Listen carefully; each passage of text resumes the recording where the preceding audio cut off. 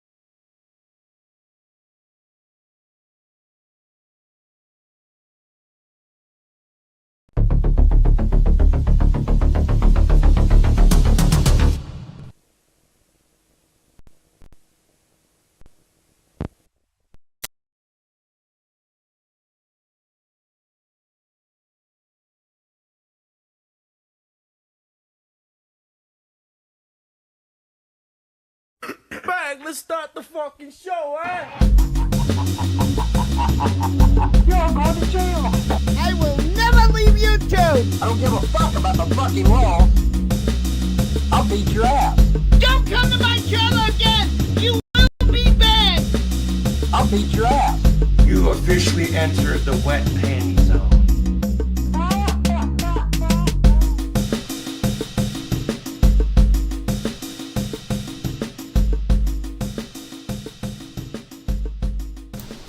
Folks, let's switch over to the main scene here. Just give me a second. I got to set up a couple little things. You know, Windows pots my volume down. Well, no, no, it doesn't. But I did start without my headphones plugged in, which means I have to set all my audio settings again as we go. Oh, folks, it's a one-man show. What can I say? All right, let's do that. All right. Yeah, okay. I think we're good to go. Folks, thank you for joining me on another Thursday night as we do this little waltz that we do through the Weirdo Wonderland and see what we have. We got lots of Von Helton. We got a couple live streams to catch up on there. We got, it looks like Shanny and Rev have reignited their feud with Foodie Beauty. Shanny eats a salad. There was a live stream today. I didn't really, well, I watched some of it. It wasn't really that crazy at all, but we'll check a little bit of it out. And we got some words from Rev. Check out. I see Emo a few days back was raging. We might check that out.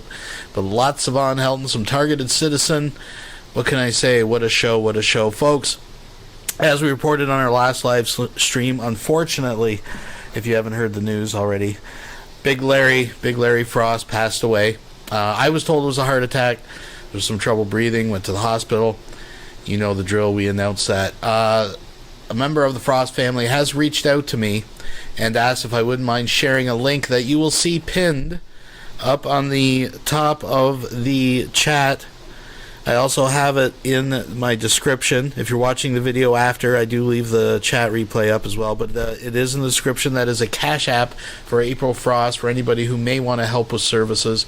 Apparently the bill is $1,100 to have him cremated. She's a little tight on funds, of course. I figure, you know, we get around 15 to 2,000 people watching these things.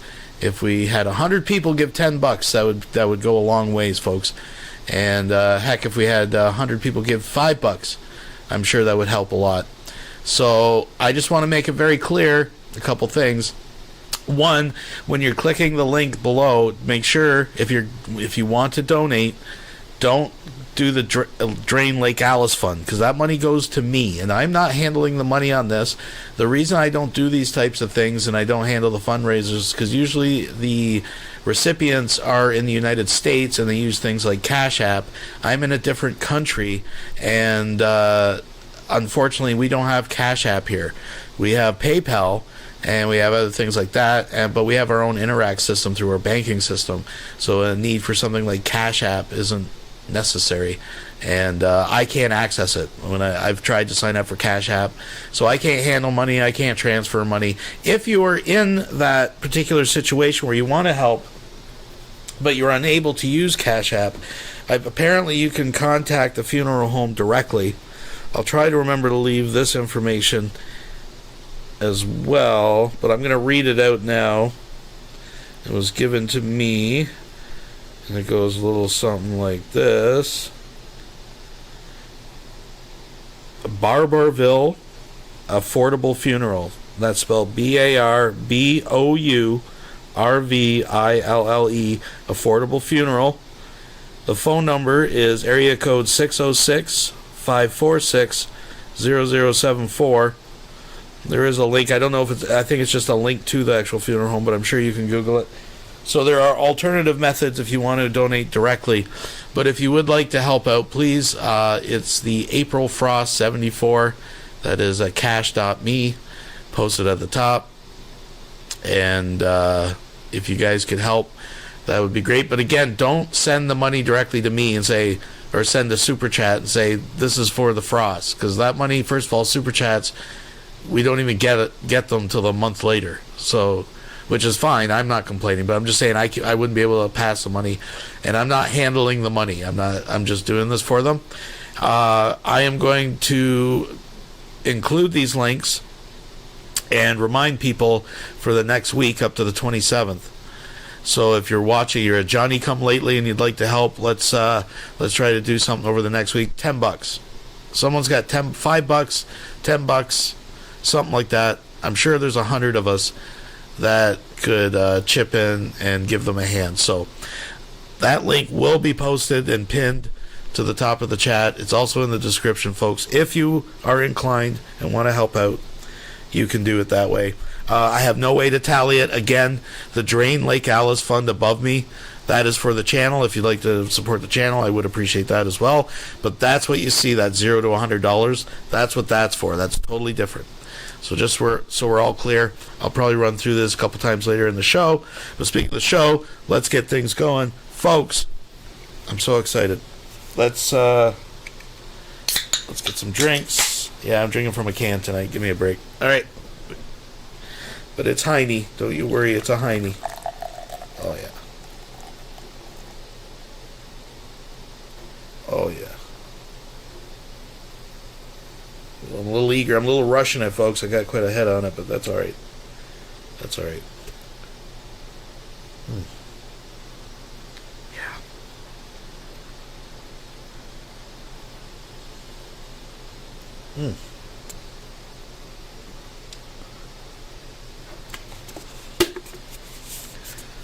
Oh, yeah. Oh, yeah. I'm going to take another sip. I've already taken a sip. I'm going to take a second sip, folks.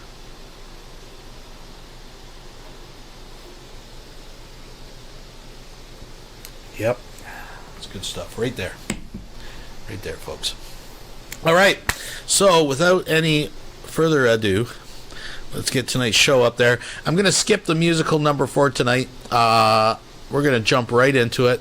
Here's a little something that was captured by Nats in the Pizza, and pertaining to the Larry situation. We got some targeted citizen. Then we're going to get right in to the Von Helton stuff, folks. We got lots of content tonight. You're going to want to stick around, get your friends, all that good stuff. All right, that's enough of me blabbing. Let's make sure it's unmuted. All right, folks, I think we're good to go. Let's get into it. Von Helton, before you worry about anybody else, what about me? Please come after me first, you piece of shit. Hey, Stinky. Yes, Kentucky is cold right now. We got a bad cold front. Von Helton, I hope your pipes freeze. I bet you he still ain't been up to see his mom's grave yet. Hell, we even celebrated her birthday last week, guys. If I beat his ass, it's going to be for what he did to his mother. Oh, yeah, he's definitely scared of me. I don't think Vaughn could beat anybody.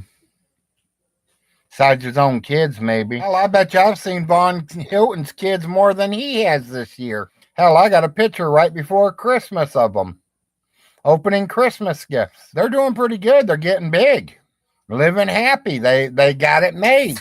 They're getting good education. They're getting good food. They go to school with clean clothes every day. Their parents pay attention to them instead of saying, get the fuck out of my room, I'm on the computer. Some reason there was a new will made that Vaughn got it all. But really, that's okay because them kids are getting more right now than they ever would have from Vaughn Hilton. Them kids are going to be well set and off on their own. They're going to be doing better than, they're already doing better than Vaughn. At least they're eating nice hot meals. Vaughn's still eating TV dinners.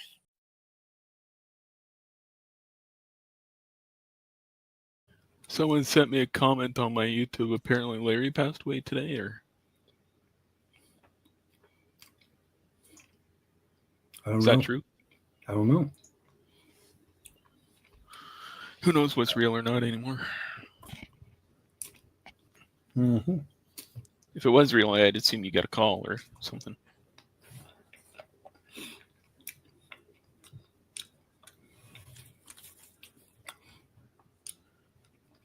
The only tie I had to these people was my mom. Yeah. And they were distant relatives at best. So, no, they wouldn't contact me. Oh, okay. Guess gotta wait until the obituary comes out. If it's real. Just like my adopted sister, she wasn't a Helton or a Frost. She was a Galt. So when they posted her obituary, I wasn't even mentioned as her brother. Yeah. Even when everything is down for you, you always seem to win. Mm-hmm. And it's always down to the last minute. Why, I don't know. That is so frustrating. And I keep telling them, I'm immortal. It's frustrating for us mortals to wait until the last second to do a thing because we sit there and we sweat bullets and we freak out and we bite our nails because it looks like we're going to be destroyed, or whatever. Well, if Larry passed, you just might be immortal. Well, if Larry passed, maybe I can wrest my $2 million away from him. Yeah, you got to check that out with the courts and everything. I need to check that out with the courts and stuff. Yeah, because everything is voided after when someone's gone. So everything. Well, not necessarily. I mean, anything that's obtained illegally, because I mean, yeah, he had no right to that that's money. A different story. Yeah, he didn't have a right to that money. But no, that wasn't his. See, he used them court documents he got from district court, making him the guardian of Mom, and said, I'm the guardian of Alice Helton, give me the $2 million. Well, that wasn't supposed to go to Mom anyway. It was supposed to come to me. That was my money that Dad set aside for me. And so, yeah, that money was supposed to come to me, not to my mother. But now I think what he done was he used that fake will, which says that, because when they done this fake will, they set the fake will up to where that everything went to Mom. Everything that Dad left when he died, everything that, they set it up to where it all went to my mother, which is not true. When Dad died, all of his stuff should have come to me.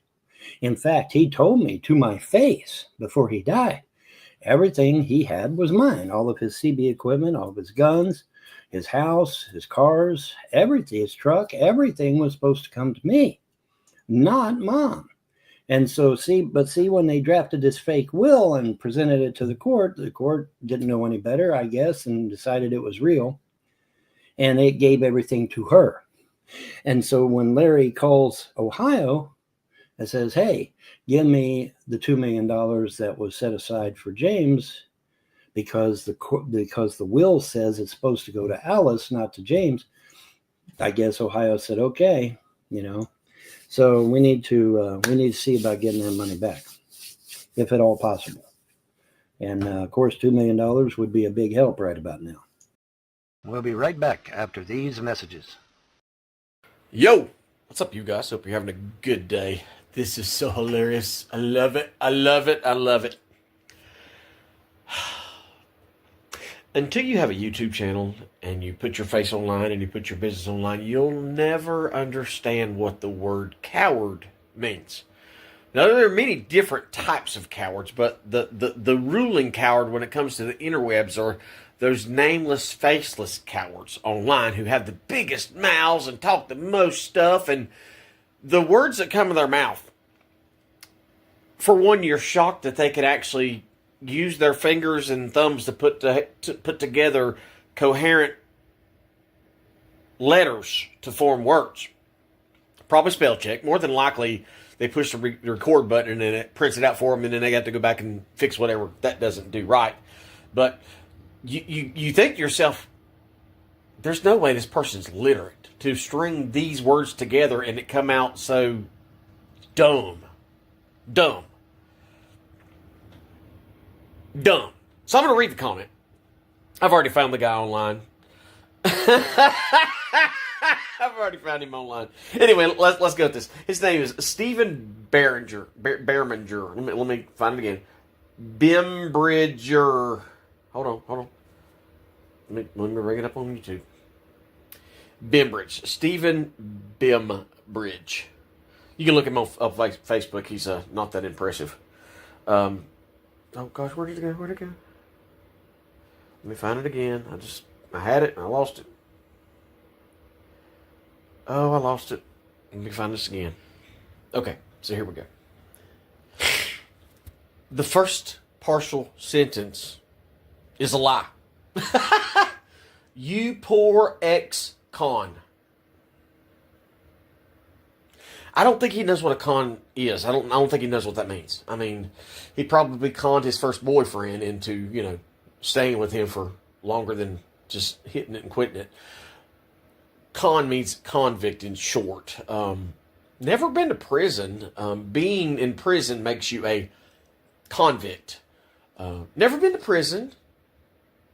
Strange, I know. People in this life, I'll reiterate. See, I always thought con was short for convicted. And you've been convicted of felonies. That's why you're not allowed to have firearms. So, there's that. For the 1,000th time, Alan Dershowitz says that the average American commits 4 felonies a day. These copsuckers that worship law enforcement right and left and get down and lick their boots and polish their badges and do all these things for cops, they commit just as many crimes as cons do. Not a convict, never been a convict. I was a kid and even targeted as a kid. You were convicted. Because I'm a targeted individual. Even targeted as a 17-year-old boy, where the Hickory Police Department, with one of my high school acquaintances, my high school acquaintance was going to school at UNC Chapel Hill, very prestigious school, little rich kid. He got busted with a couple pounds of mushrooms. Of course, I'm in little Hickory, North Carolina, and didn't know anything about it. And he and the police department decided, hey, we're going to go after this guy. Why would you go after him? Well, no reason. We just want to take out anybody we can. So this kid was going all over town trying to work off his debt to society. So the Hickory Police Department brings some pot to my house. And there was no deal. I don't even think I was going to sell it for him. He was just going to hold it at my house. Now, having pot at your house is illegal in North Carolina. It was illegal then. Having a plant in your house is, as pitiful as my plants look, the cats have destroyed my plants. As pitiful as my plants look now, still illegal. But the stuff set at my house. The guy's uncle, who was an undercover cop, calls and says, hey, man, bring me an ounce of that pot. I said, okay. So I get in my car, my 76 Trans Am, 400, awesome car for first car. It was my third car, I think. But still, pretty cool car. Load my dog in the car. We go up the road. The scales that he gave me were off. They weren't accurate, so it weighed under an ounce. Well, they didn't want under an ounce because in the state of North Carolina, it has to be an ounce for it to be a felony. So it was under an ounce. So he calls me back 45 minutes later. Hey, man, that stuff's great. I was like, well, you should know if it's great. It's Brian Gerard's pot. I'm glad to say his name. I'd love to go meet his children and let them see the kind of scumbag their dad actually is. So I go and I deliver another one, and it was a little over. So in actuality, I should have only been charged with an ounce, one felony. But because the system is rigged to take down kids, dumb kids that don't know anything. I didn't know what a DUI meant when I was 15 years old. I didn't know idea what a felony was. I didn't know what you would lose. They don't tell you your rights. And even when you're at that age, you don't know what your rights are. That's one of the main reasons for my channel is to wake up the young in our society so their rights aren't stolen from them. Even all the years I've trained Mason, it's still almost an impossible task telling them you don't have to talk to terror pigs. You don't have to talk to terror pigs. You should not ever talk to terror pigs. So, dumb kid, just had a baby born when they showed back up 9 months later, and that's the story. I got caught with selling, delivering, manufacturing marijuana, 2 felony counts. I got probation, and then I failed probation because I was trying to get home, and my ex-wife, I can't remember some circumstance, can't remember what it was, but they ended up putting me on intensive probation. Never went to prison to be a convict. I know that sounds odd, but you have to go to prison to be a convict. It's not that you're convicted, and then that's what happens. You're a convict when you go to prison. Never been to prison, but one thing that did happen, and it strangely enough, the same attorney that got me out with probation for 2 felonies is the same attorney that screwed me last week in court. Same exact attorney. She was good then because I was paying cash money. Not so good now. So they came back 9 months on me. When they pulled up, I went to my wife had told me that morning, hey, or that afternoon when I got off work, she said, hey, these guys come back to get some weed. I was like, what guys? Oh, the guys that were here 9 months ago. You know, Brian's uncle? I was like, oh, God. I knew right then and there something was bad wrong. I had a bad feeling. So they showed up. And when they showed up, I said, hey, man, I'm out of the business. He's like, oh, man, it's cool, man. We just want to buy another house. I said, dude, I'm out of the business. Just had a little girl born. I said, I ain't got time. It ain't worth the risk. I said, I'm out of the game. And as soon as they did that, they're in a little Honda Accord. And as soon as I say that, the guy reaches up and touches this round, big, huge round light. A cop light, because it's an undercover Honda Accord. Did not know it.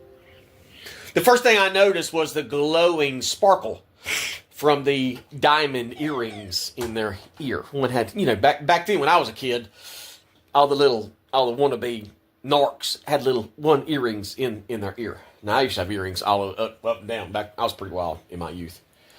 Yeah. He said, well, you decided to quit selling weed too late. We got you.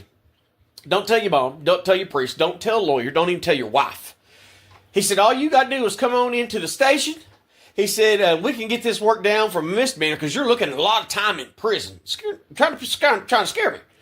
So all you got to do is go buy weed from us and everything will be fine. We'll get you a misdemeanor and you go about your business. I said, okay, guys. No problem. I said, when you want to meet? He said, you can show up next Wednesday and we'll make all this go away. I said, okay, cool. So I got inside the house and I called all my friends and I called all my family. I said, you guys stay away from my house. I said, it's hot. I said, somebody has ratted me out. I have been busted. You stay away. Because, let's see, why would I do that? Because men do what men do to take the responsibility on themselves for the actions. So if a man does something wrong, he has to take that responsibility. And this is what the trolls don't understand about this minor ticket in my driveway that got major really quick. Is when I know I'm wrong, I admit my wrongdoings. I'll admit my faults and I'll take my punishment. But I'm not going to admit to something I didn't do. So I show up the next week, and then I talked to a lawyer. I got a lawyer all the way lined up. When I showed, I told her, I said, what's going to happen? She said, well, I would suggest you go in there and work with them. She said, but from what little bit I've talked to you, because even at 17 and 18 years old, I was very wise for my age. I grew up with a lot of older guys. I grew up with some hard men. I grew up with some very dangerous men. The chief of police calls me dangerous. I grew up with dangerous men. I mean, even though I was a preacher's kid, my mom and dad were preachers. I living in my mom and dad's house. I had to go to church 5 days a week. I mean, my dad beat me senseless every day of the week, just because I was his feel good toy. He had a bad day. It's time to come on, beat on me. So I grew up hard. So the next week I showed up at the police department. And I go and I sit down at the table, and these two cops, Kevin Fiklowski and Kevin O'Mara, one of them, Kevin O'Mara, actually shot a black kid over here on the hill a few years ago, and then they ran him off. He was corrupt long before then. He was corrupt when he did my case. Just like the FBI now. They create the crime, then they bring all the stuff they need to convict you of the crime, and then they just go get you and pull you in and say, okay, you're guilty of what we just planned. This is what they do. The local cops learn from the Fed cops. I mean, this is just, it's Lawfare 101. Lawfare 101. If you don't have to believe you want to, that's fine, but it's just the way it is. So I sit down on a table, and that's back when they had little tape recorders. You put a cassette tape in it, and you push the play and record button at the same time. Boop, both of them go down. He said, okay. He sits down. He said, okay. Boop, pushes play and record. He says, okay, we want you to buy pot from us. Tell us who you're going to buy pot from. I said, I don't know what you're talking about. I said, I smoke pot. I don't want to buy it. I don't sell it. I said, I just smoke a lot of pot. He's like, 2 ounces? I said, I smoke an ounce a day, man. They picked me up, slammed me on my face, hog-tied me to make a point. Put me in the jail, put me in there. I was in there, and the day before that, I had just got through signing my income tax return. I was looking at getting like $6,000 back on taxes because I'm a worker. I worked all the time. I worked 80 hours a week. I worked 2 or 3 different jobs, and when I get home after that, even being a dad, I'd build cars and motorcycles. So while I was in there, what you do first is you go to district court, because they have to drop it in district court and take you to superior court. Superior court's the felonies. So in jail for 2 weeks until all I had to do was sign my tax refund, but they wouldn't even let my wife bring the tax refund up there for me to sign. They would not even let her pass a piece of paper through the slot. A check that would get me out. They wouldn't even do that because they were hard up to, because I pissed them off. I said, no, I'm not going to bow to you. I'm not going to take a deal. I'm not going to sell dope for you. So, boom. And I had previous run-ins with them. My buddies blew up a cop car, and they blamed me for it, and that's one of the reasons I'm on this terrorist watch list, because my buddies blew up a brand new Caprice Classic cop car. I knew nothing about it. I knew nothing about it. I'll go into that later. So, all in all, sitting there for 2 weeks, I get the money. They dropped the case in district court. I go to superior court. They got me for selling, delivering, manufacturing marijuana, 2 felonies. I get out. Anyway, I get convicted, and I got felonies, and I had no idea what a felony was. I didn't know that you couldn't own guns. I didn't know you couldn't vote. I had no idea what it meant. I was a dumb kid, and even if a lawyer's sitting there explaining it to you, being that young, you don't know. And I didn't have a parenting structure. I didn't have anybody. It was just me learning life on my own. So me being a convict, I know, a long story to get around to that. Not a convict. I was just a dumb kid that got caught up in a police sting for a crime that never would have happened if the cops wouldn't have brought the dope to me first. So put your children in this same scenario, and your children are just living their life, having a young baby, and cops show up, and you need to you're making money, and you need to make more because you got a new baby on the way, and hey man, you can make a little extra money, man. Just hold this for me, and I'll come back and get it. And then you get hung up in that freaking deal, and now you're looking at time, 2 years in freaking jail for 10 minutes. 10 minutes cost me a lifetime of being a felon. So if these trolls want to say there's something wrong about that, guess what? I wasn't a rat. I wasn't a snitch. I took responsibility for what happened. I took responsibility for being a dumb kid. And right then and there, I started learning about how corrupt cops are. And I learned they do not care. They don't care about you. They don't care about the law. They break more laws than all of us combined but they're part of the team. You're not on that team. We're not on that team. And as much as you praise and worship them, when the time comes and it's the decision to kill you or they go home, they'll kill you first. They'll absolutely kill you. I don't care if you get down on your hands and knees and say, hey, buddy, we're on the same team. Those cops don't care. I've shown you video after video after video. They do not care. When you get in their sights, you're going to go down. And you don't have to be guilty of any crime for them to take you. Because the punishment isn't the punishment. The process is the punishment. Whether you're guilty or innocent, going through the process is a punishment, and they want you to know that at any moment we can steal your freedom, we can steal your money, we can steal the safety and security you feel in the privacy of your own home. You poor low-life victim. The trolls are not the people you have to impress. It's a judge. It was you, loudmouth, and guess your God would slap you to hell with, and yes. Make sense of this. It was you, loudmouth, and guess your God would slap you to hell with, and yes, you are full of BS. I'm going to sing it. I'm going to say it one more time. You poor ex-con, you're, not you are, Y-O-U-R. You're a poor low-life victim, capital letters, ... The trolls are not the people you have to impress in capital letters, ... It's a judge, ... It was you, loudmouth, and guess your God would slapped you to hell with, and yes, ... You are full of BS. I'm guessing this English may not be his first language. Or it probably is, because trolls are not the most intelligent among us. Let's go to the second comment. He wasn't done. He had to edit this one. I forgot to add, the trolls laugh at you. Wow. You mean when they make the dumbest jokes, attacking someone's appearance or the way they sound or their circumstance, that they're doing that not to laugh? When you have to attack somebody on appearance or color or the way they sound or the situation they're in, ad hominems show your lack of integrity. It shows their lack of conscience. It shows their lack of intelligence because they don't have any other argument. You see, people always resort to insults when they don't have an argument.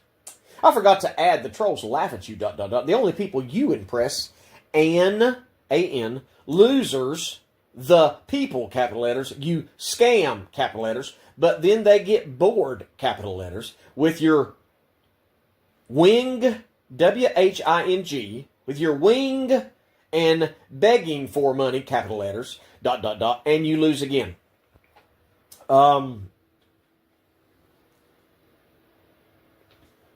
I forgot to add, the trolls laugh at you, ... The only people you impress, and losers, the people, capital letters, you scam, capital letters, but then they get bored, capital letters, with your wing and begging for money, capital letters, ... And you lose again. I don't know what that means. But Steve Bembridge, B-E-M-B-R-I-D-G-E, Steve Bembridge, I found a couple. There's one dumb-looking redheaded dude in the UK. Could possibly be him. Another was a real skinny weightlifter. Weightlifting is for... It's been proven time after time that farm power is stronger than weightlifting power. But I digress. The trolls aren't very imaginative, and you can hear them try to string words together. It just still don't make sense. It still doesn't. It doesn't mean anything. It's just trolls, and God is attacking God over it, going after my God over it. Can you imagine that? So, the thing about the difference between me and this person, Steve Bembridge, is, see, I can get a haircut, cut my own hair, usually looks good. I can cut my own hair and I can shave and I can clean up. But he can't change stupid. he can't change his intellectual dishonesty. He can't change his ignorance. Because I'll tell you this much, folks. The people that have been with me for a long time, you put Stevie Boy, whoever he may be, and whatever skills he may attain, you put me in a hole and put him in a hole and see who survives that hole. I can guarantee that I'm not gonna fall. I'm not gonna lay down. I'm not gonna die in that hole.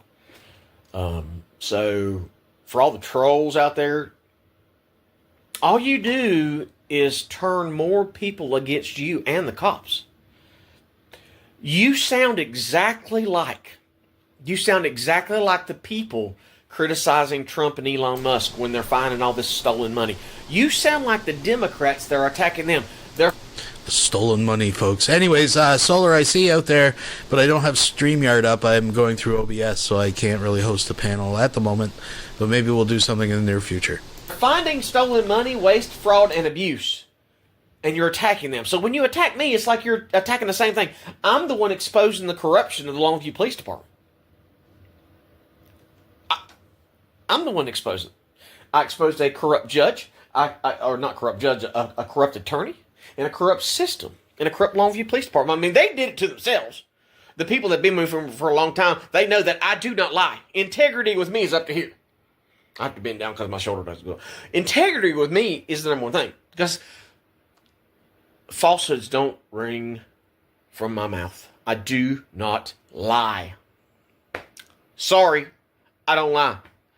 So I can almost guarantee you, all the people that know me from this channel and in real life, though I don't have many friends, because when you're a targeted individual and you refuse to lie, that doesn't grant you much hospitality with others, because people want you to stroke their ego and tell them all the things that you want to hear. People don't come to me for that. People come to me for truth. Just break it down for me, man. And I do. I don't sugarcoat it. I tell it the way it is every single time. And these trolls can't take that, because they don't have the intestinal fortitude to say, you know what? In America, you probably shouldn't be slammed in your driveway for just trying to get home. You shouldn't be abused by law enforcement because you have a YouTube channel. Now, they say, oh, you didn't get abused for your YouTube channel. Well, I think I've plainly shown that. I've shown that constantly with over 17 to 20 interactions with Longview PD, and all they got out of it is one time they caught me with a ordinance violation. That's it. Just like the ones who say, "Oh, you were driving with a cell phone." Not a crime in North Carolina. "Oh, you're a felon with a gun." I'm allowed to have a gun in North Carolina. "Oh, you concealed carry that gun." It's not a concealed carried gun. There's no permit for concealed carry to have this gun. Well, the only thing he didn't get in shit for was what he does all the time is drive around without a seatbelt and a truck with brakes that barely work. What about that? What else I was going to show you? Let's see if I can bring it up here. Wow, I had it on the top of this sack of papers. And then somebody else said, "Well, you're just too stupid to even take a concealed carry. I bet you don't even know how to, you wouldn't know how to pass the test if you had to. You're just too stupid."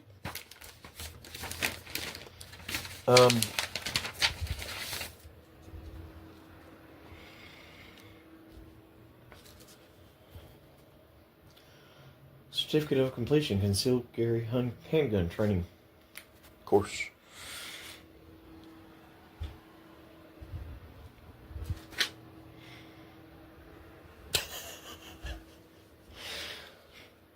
The stupidity of trolls. You embolden me.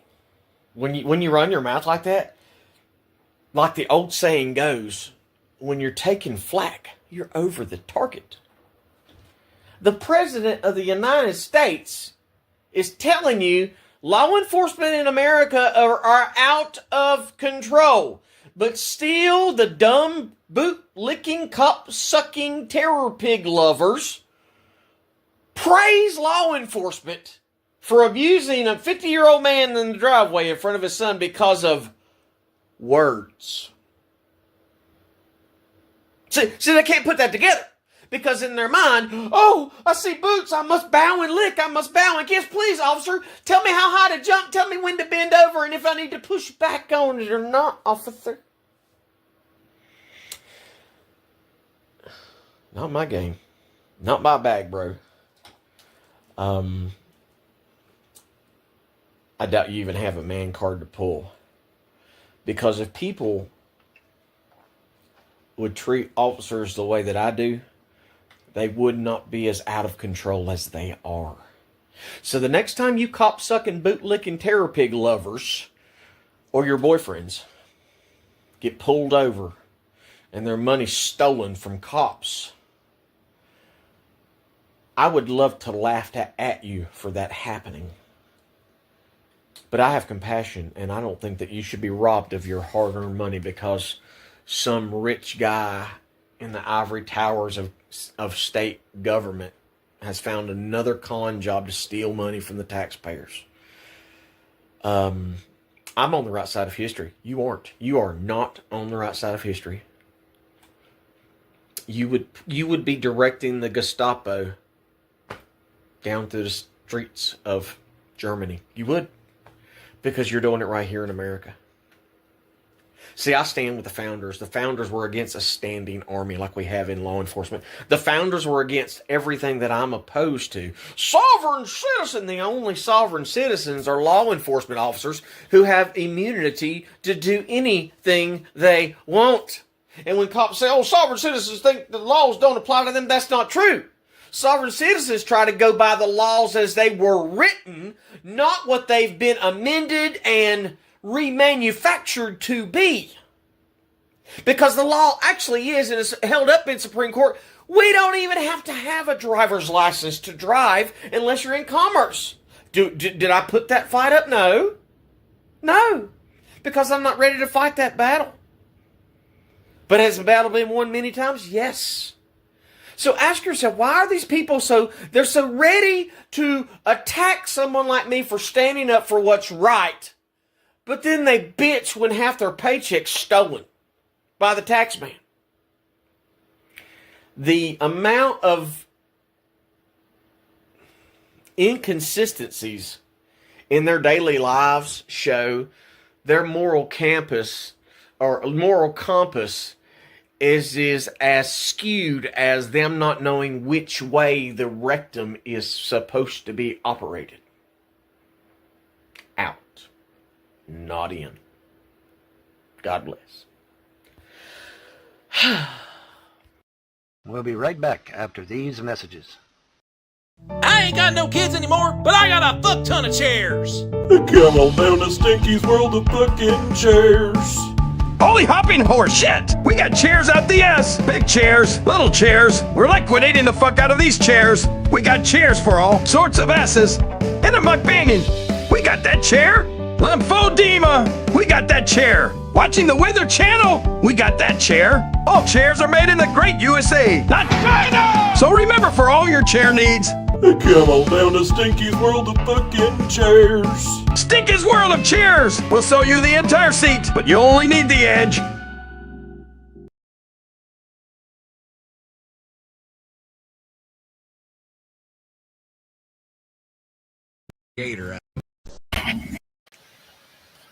A little birdie let it slip that the gold wasn't in Fort Knox.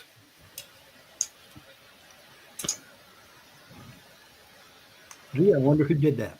Anyway, a little birdie let it slip that the gold was not in Fort Knox.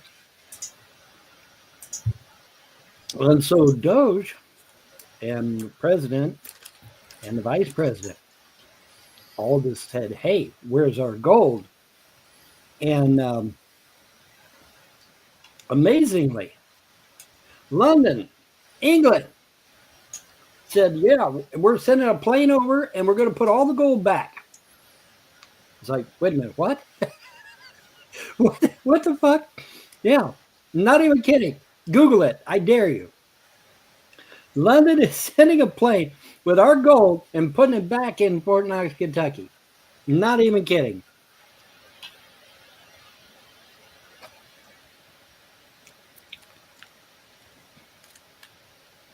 Is that crazy or what? Yeah, well, you know, it all went to Ukraine, so. No. London, sending a plane with our gold on it. And our gold is going to be put back in Fort Knox, literally.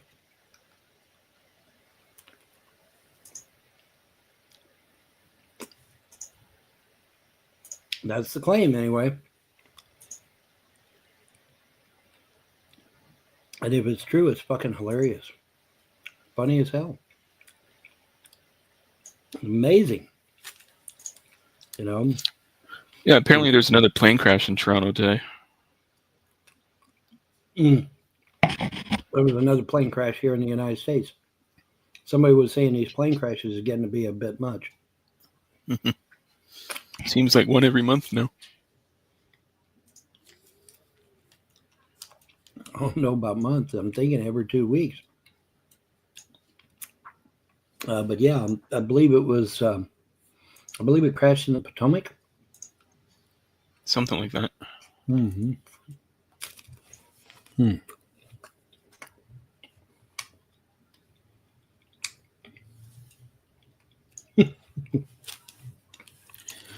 Yeah, shit's happening all over. Apparently, you guys got some flooding in Kentucky, or? Mm-hmm. Yeah, did you get washed out again, or? Well,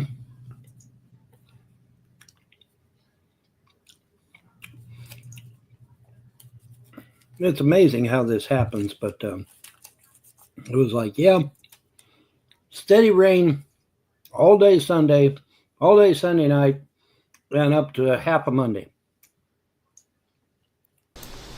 It's like, nah. Simply Krista, I'm aware of that. I addressed Solar. Thank you for passing the message. Unfortunately, I don't have StreamYard up right now, so I can't take on people on the live stream. But he has been notified, and we will do another one sometime in the near future where people can come in. Nah, I'm not okay with that. So the rain stopped Saturday evening.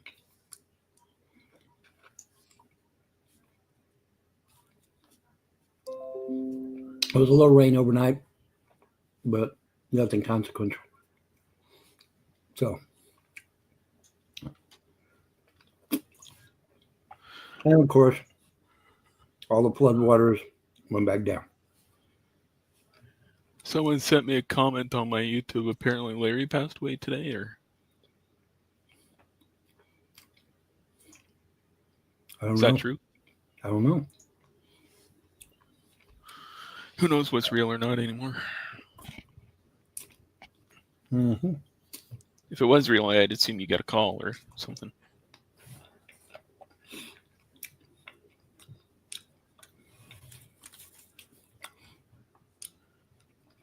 The only tie I had to these people was my mom, and they were distant relatives at best. So, no, they wouldn't contact me. Okay. You know, for those of you that have been around for a while, you'll remember that Vaughn, when he was going without internet, was going to a relative's house all the time. A very close relative, folks, that was letting him upload videos. And remember when he was doing the Indian genealogy, it was Big Larry, had it all out on cardboard. Like, he was going down there all the time, using their internet. And, like, you know, at that time, they were very close. And then now he's like, he's not even phased, doesn't give a fuck, didn't even, you know, barely knew the guy. It wasn't really related. Just like when he talks about his sister here in a second. I'll wait until the obituary comes out. If it's real. Just like my adopted sister, she wasn't a Helton or a Frost. She was a Galt. So when they posted her obituary, I wasn't even mentioned as her brother. Yeah. Fuck, we had tons of snow the past 2 days. I think we got like 20 inches or 20 centimeters or something. You told me you was going to get a lot. Yeah, I've been shoveling all weekend pretty much. That's why I haven't been on much. That's fine. Today's a holiday, so. Oh yeah, it's President's Day down there. Mm-hmm. And up here we call it Family Day, so everybody gets it off as well. I'm off today, so. Oh no, good. Yeah. No, we don't have a president, so I guess they call it Family Day for that. So. Gotta call it something. Want this, puppy?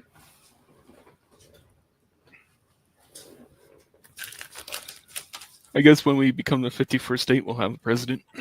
You're not going to become the 51st state. You're going to become the next 10 states. Yeah. If it's done correctly. Now, you know, it's like the Gulf of America. I don't know what idiot called it the Gulf of Mexico years ago, but that was wrong too, because you're supposed to name the Gulf after the continent it's attached to. Well, Mexico's not a continent. Durr. So whoever did that on the maps, they fucked up. They just did. You know. Well, it's been corrected now. So. Well, kind of. I mean, it's called the Gulf of America now, but, you know, technically it should have been the Gulf of North America, since the majority of it, you know, is attached to the continent of North America. But technically, North America, Central America, South America. So, yeah, I guess if you want to shorten it to America, that would be okay. I can't really, you know, that would be splitting hairs. So I guess, you know, I guess I can see it. But it should have been called the Gulf of North America, at least from the beginning, because that's the continent it's attached to. Every other waterway is done that way. So I don't understand why, you know, this one wasn't. It didn't make any damn sense. Unless the guy had an axe to grind or something, maybe, that was making the maps. Maybe he did. I don't know. No, in Canada it shows Gulf of America and Gulf of Mexico. It shows them both. Shows them both. Oh, okay. Yeah, well, up here, yeah.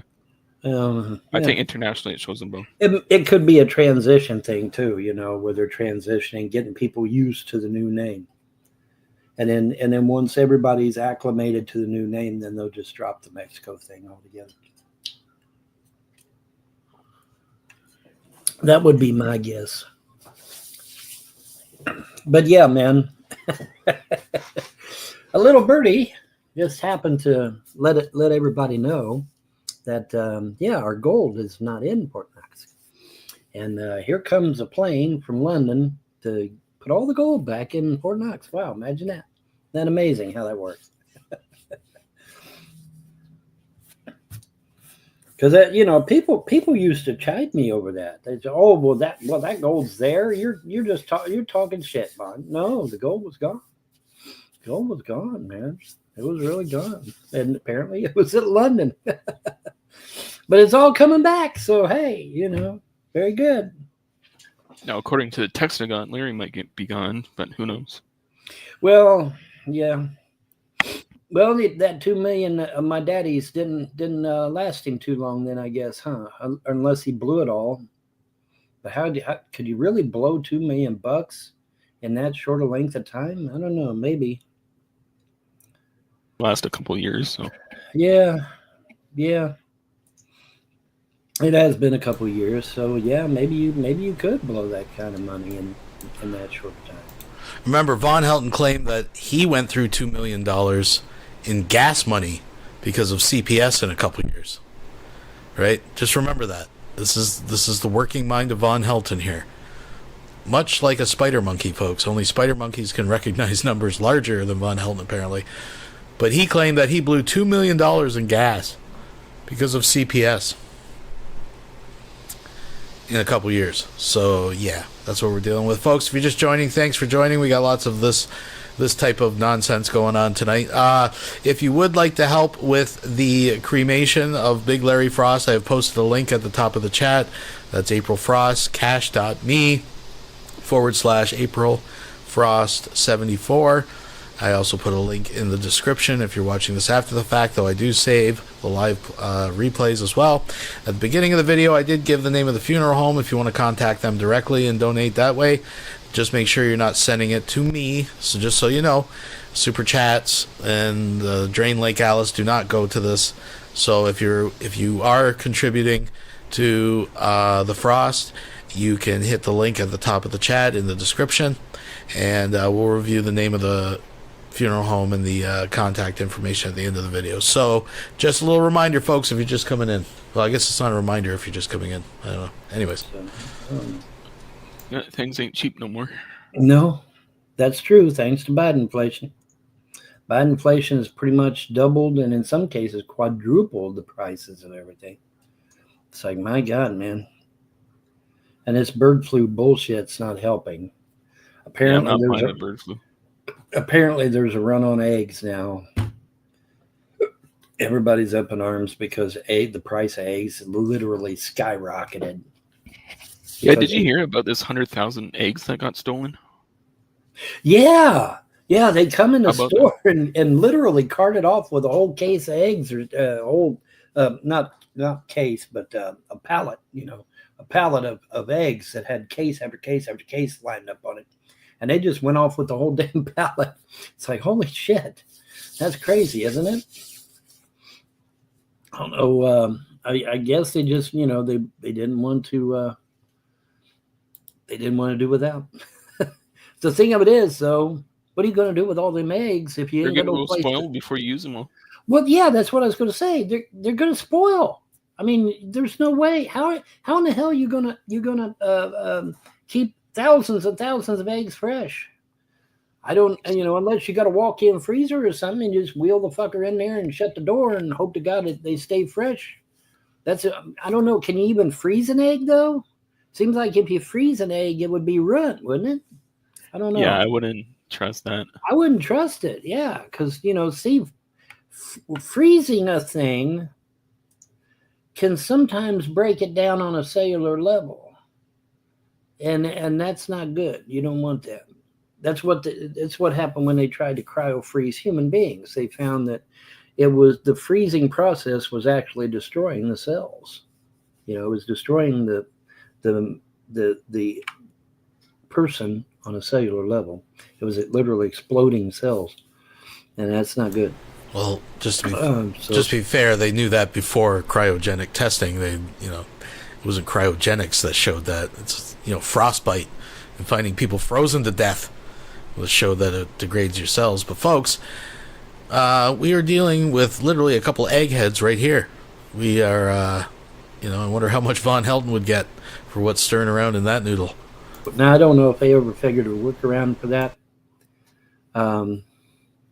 I did see something interesting. There was a guy on, I think it was YouTube or some other social media, and apparently he's new to conspiracy theories and truther stuff and that sort of thing.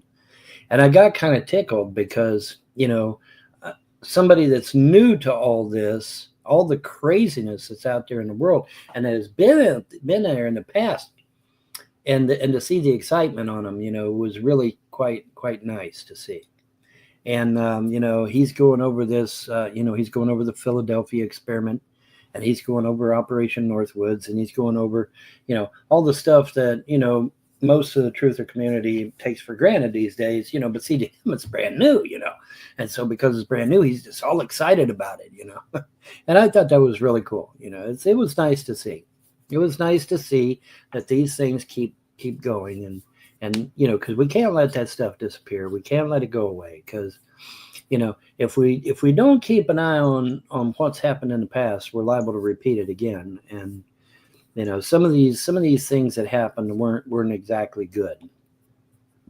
The Tuskegee experiment, for example, the Philadelphia experiment for another, and various other things that the Montauk Project, and some of these other really, really out there things that the government actually did that we have actual documents for. And it's just, crazy shit. Yeah, and think about all the other ones that we don't hear about. And the things that we don't hear about, exactly.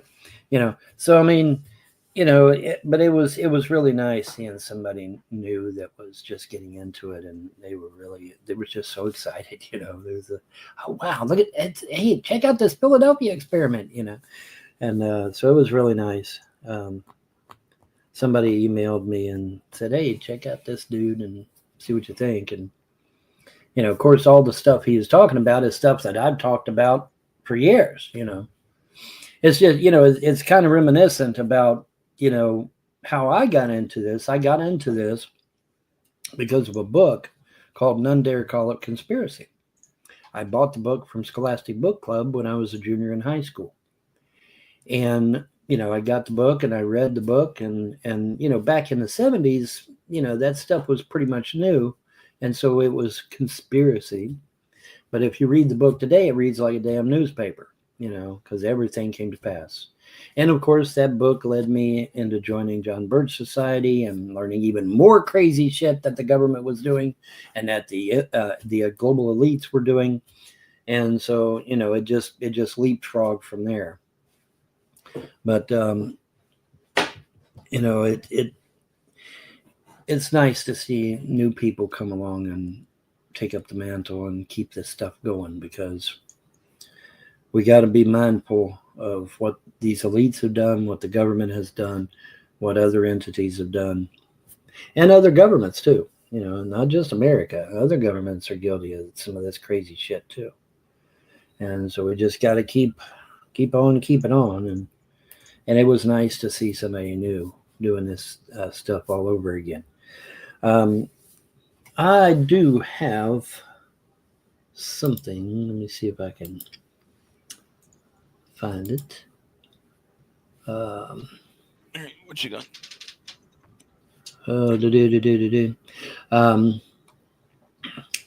Google busted for manipulating and blocking content and, shadow banning people and all that stuff. Totally exposed. That was a good thing. Skin lightening. Okay.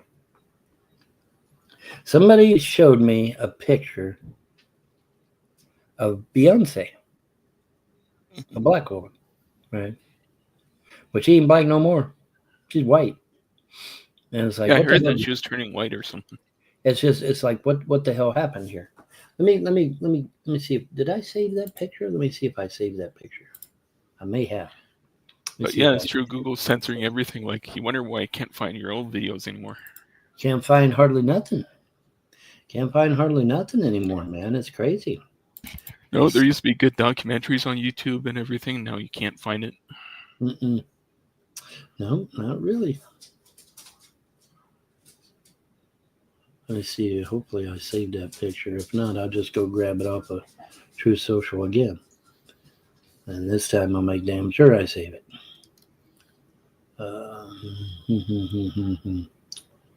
Don't hurt, double check. Okay, I do not see it. So let me get over to True Social and grab a copy.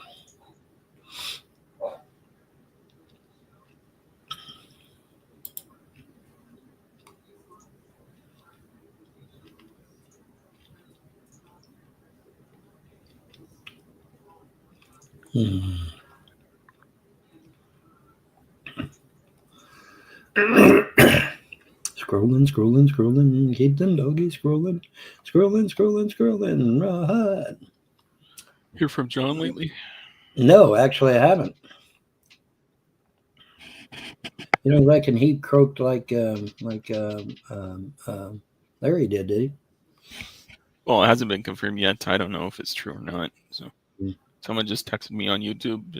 No, some troll texted you. No. I'd imagine you'd find out sooner or later. Yeah.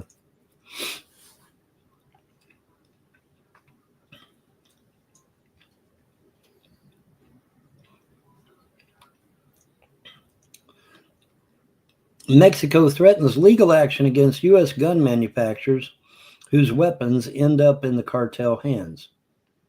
Well, now, wait a minute. That's so stupid. I mean, it's the not cartel, the manufacturer's fault, it's the people who use them.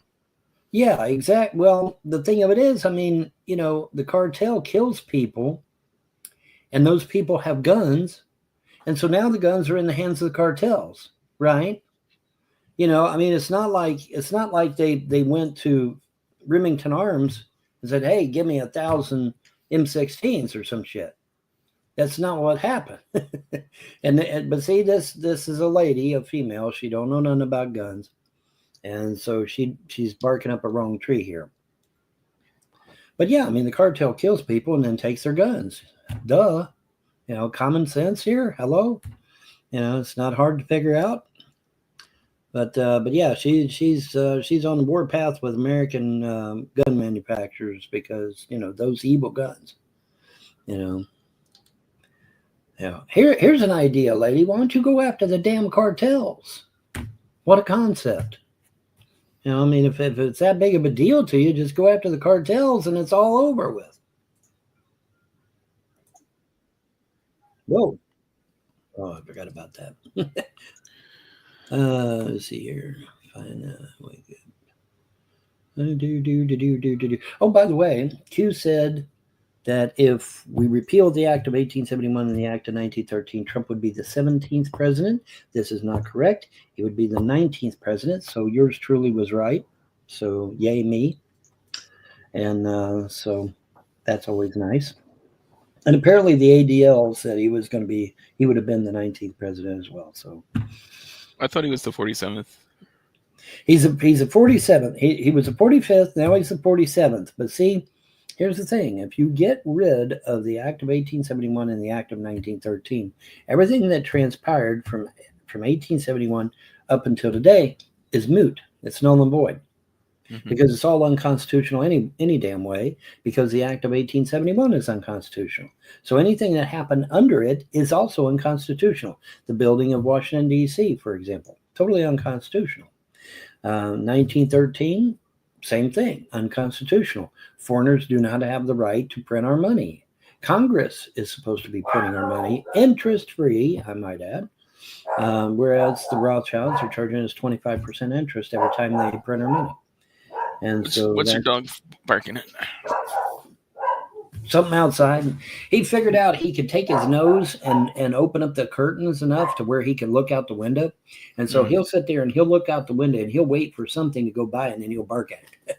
Yeah, it could be anything. It could be anything. Yeah. But I think I do hear somebody out there. I don't know what it is. Let me see.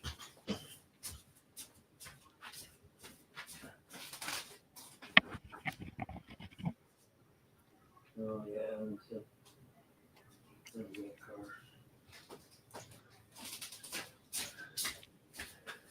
Somebody visiting the neighbors, I guess. Okay, nobody important.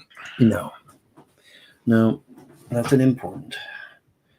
That's typical day-to-day activity, I reckon, for them. I went from having nobody to having all this activity, and it was kind of a shock to the dogs too, because the dogs were used to everything being quiet.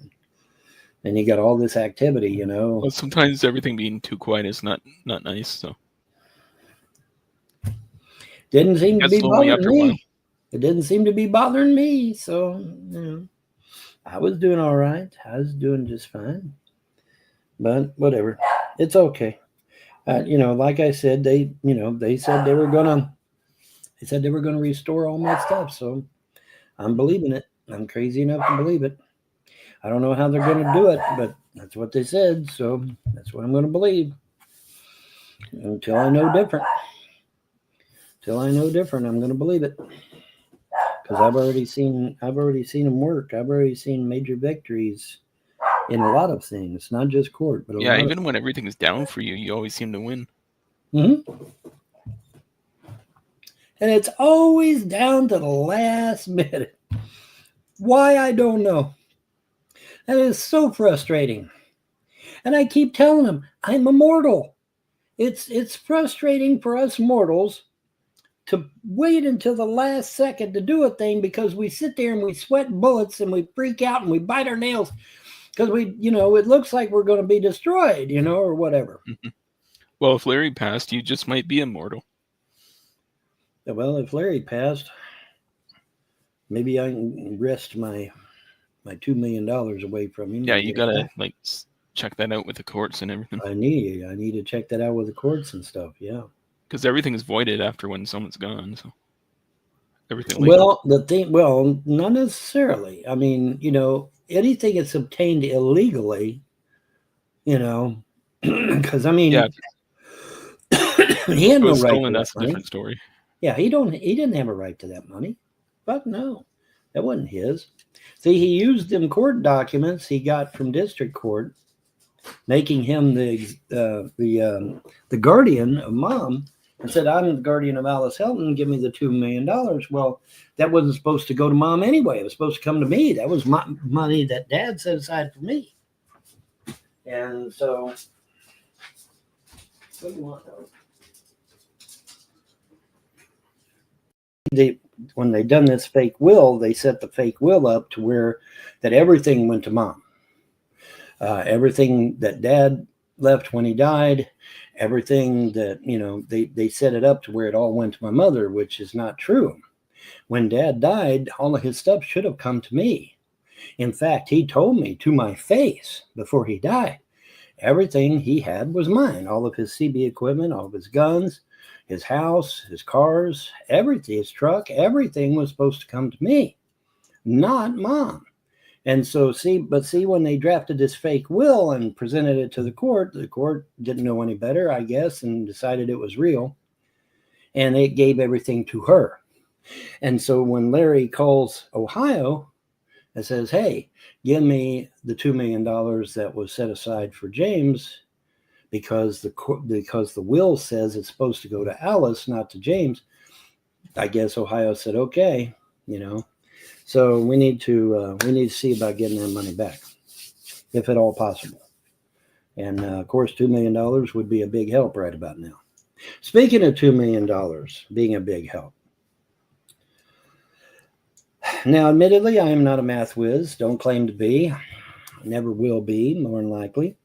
But I've been doing some facts and figuring. And USAID has been responsible for trillions of dollars now, and we're not even done. We still got more to dig up, but what we have now is in the trillions of dollars. And so it come to like $9,000 check for every American, 9,200 and odd cents for every American. But then you've got this other money that they found. The hell was it? I forget now what it was. Damn, I'm having brain log today. But anyway, and that was $8,000 for every American. Okay, and then you got the last stimulus check, which was either $10,000 to $20,000, depending upon who you talk to. So I mean, now we stand to be getting, the money pot's getting bigger for each American here. We're already up to at least $30,000-$40,000 per American. So if this shit keeps going, we could easily see. I mean, we ain't even touched the Pentagon yet. Okay, the Pentagon is backwards trillions of dollars. Okay, trillions upon trillions backwards. Remember $500 hammers and $300 toilet seats. Yeah, that's not an exaggeration. So we could easily see $1 million check for every American by the time they figure it all up. Not to mention all this money that's wasted on all these transgender programs and all that Well, nonsense. and they're cracking down on that too. In fact, I think Pam Bondi addressed that here not too long ago. No more harming children. No more, promoting this radical lifestyle that really isn't a lifestyle. It's more like a cult, actually. And so, yeah, I'm pretty sure I heard Pam Bondi is coming out against that. And I just want to point out that Von Helton has made more videos than I can remember wearing women's shirts. We all know it. Now, I think he's ignorant to it. But the point is, I've seen him in women's clothing more than Dame Edna, for fuck's sakes. Like, just another one of life's ironies, I guess, folks. They're going to shut all that shit down. A kid is not old enough to buy a gun or smoke cigarettes, but he is old enough to cut his junk off, no, Mm-hmm. no, that's bullshit. And they know that. They have to know. They have to be smart enough to know that. The people in charge of me. They have to be smart enough to know that shit. There was none of this shit 10 years ago. No, there wasn't. It was started by the Biden administration. It was, well, I think they had free reign with it, but it was started by a certain demographic of people with an agenda that is clearly anti-American. And the Biden administration took the ball and ran with it for a touchdown. That's what happened. That's what happened. And my boys went back in. So I held off sending the award. I know I'm really late this year, but I was talking with someone, and with Rev and Shanny, I sent some really cheap cigarettes and all that stuff. And I thought, well, maybe I will send Vaughn something. Then I thought, nah, fuck him, I'm not going to send him anything. And then I decided last minute to put together a little care package. So with the trophy, I held it off because I went out yesterday and I got toothpaste and a toothbrush, which I thought would be a nice gag. But watching this video, I'm almost thinking I should hold off and go out and get like a training bra or something, but I'm too embarrassed to go get it. Maybe I could order it online. I don't know. I know how to take a bra off, not myself. But other than that, I mean, as a young boy, you memorize the sizes. But that's besides the point. As far as Vaughn, I don't know. Any recommendations from the ladies out there of what I should... I think he's beyond a sports bra. I don't think... Anyways. Oh, Vaughn never gets any exercise. Yeah, look at this. Up, down, up, down, up, down. What are you talking about? I ain't get no exercise. I'm coming, Sharpie.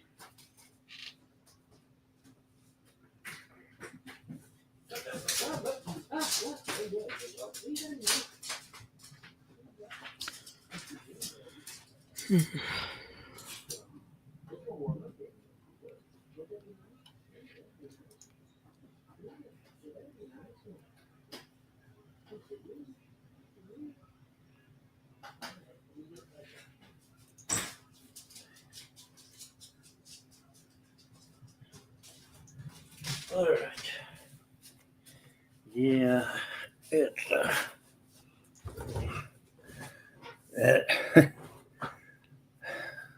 oh, it's been a half hour already. Wow, that was quick. What? Really? Holy Yeah, shit, it has 32 So minutes. we'll go for already, another man. 15-20 minutes, then call it a show. I don't know. What do you want? How long? I mean, it's a holiday. What do you got going on? Nothing. Neither do Not I. much. Having Yeah, a drink so- tonight, then just work tomorrow, I guess.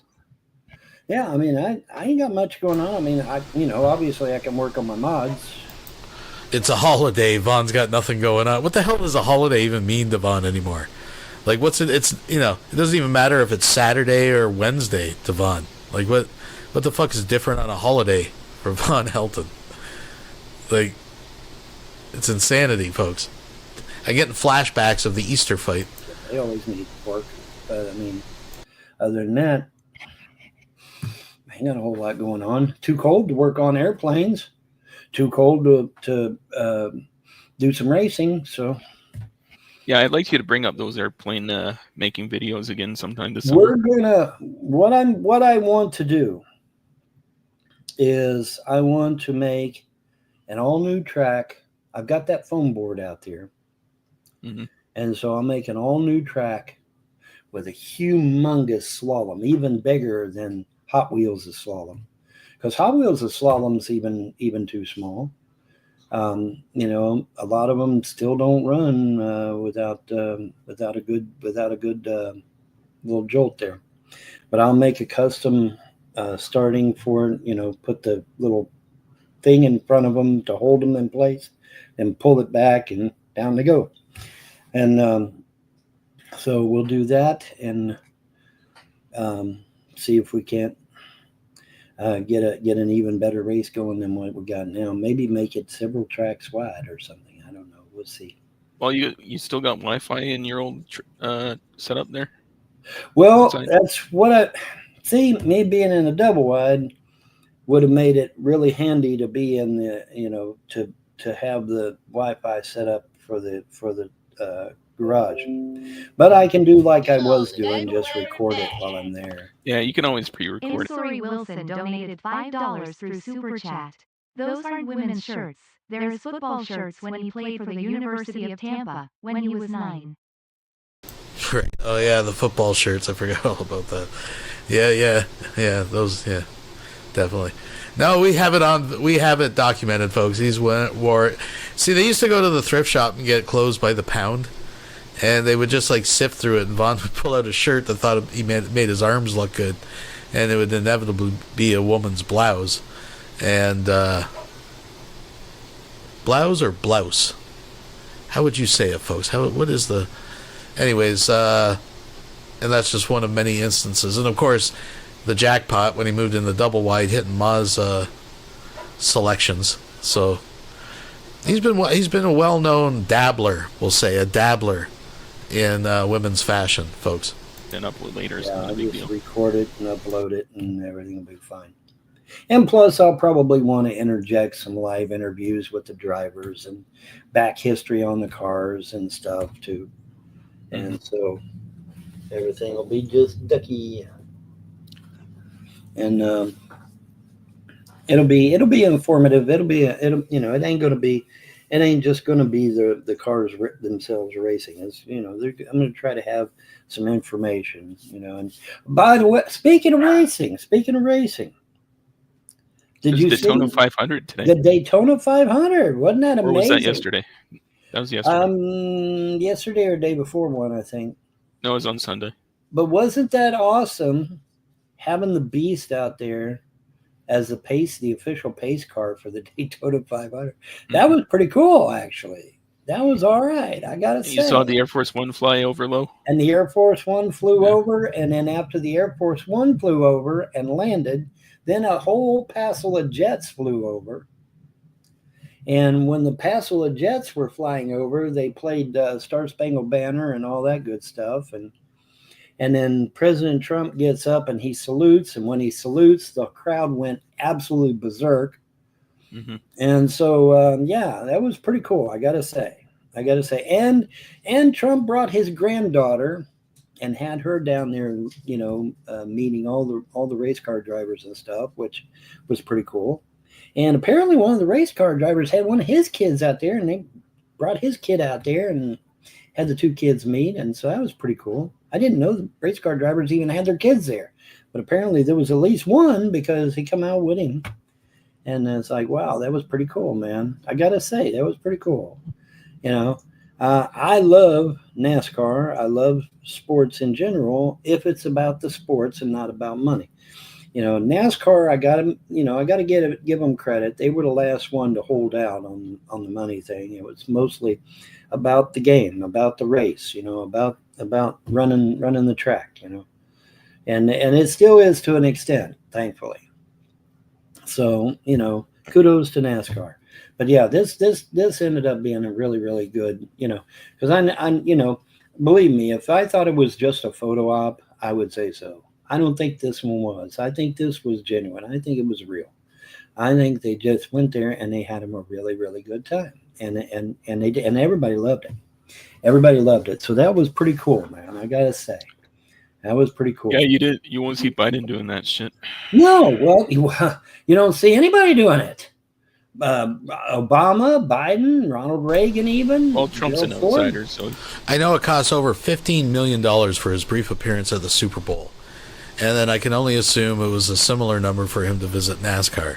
So, I mean, if you don't have a problem with the president blowing $30 million on two, PR appearances, then I guess you don't have an issue with it. I think it's a little excessive, but, I mean, I don't pay the bill down there, so I don't give a fuck. He loves that type of stuff. I'd be hard-pressed to find any I think the announcers for Daytona even said that this was like the first time in forever that a president had ever went to Daytona.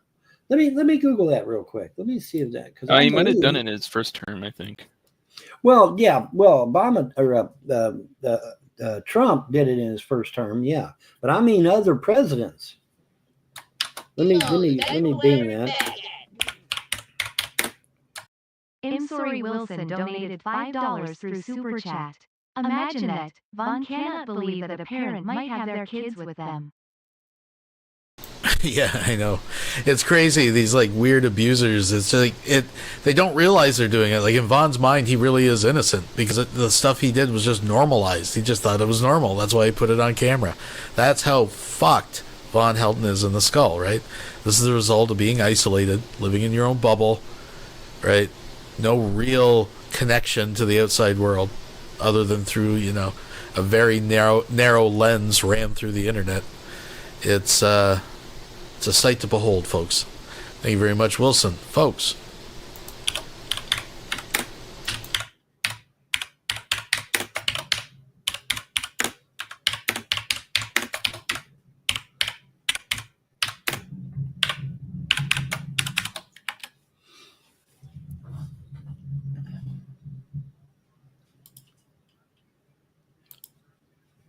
Okay, that didn't work. Let's try that again. What was that all about?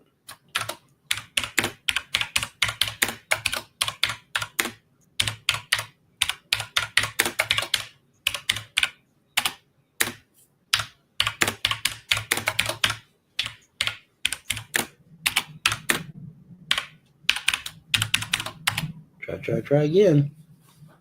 There we go.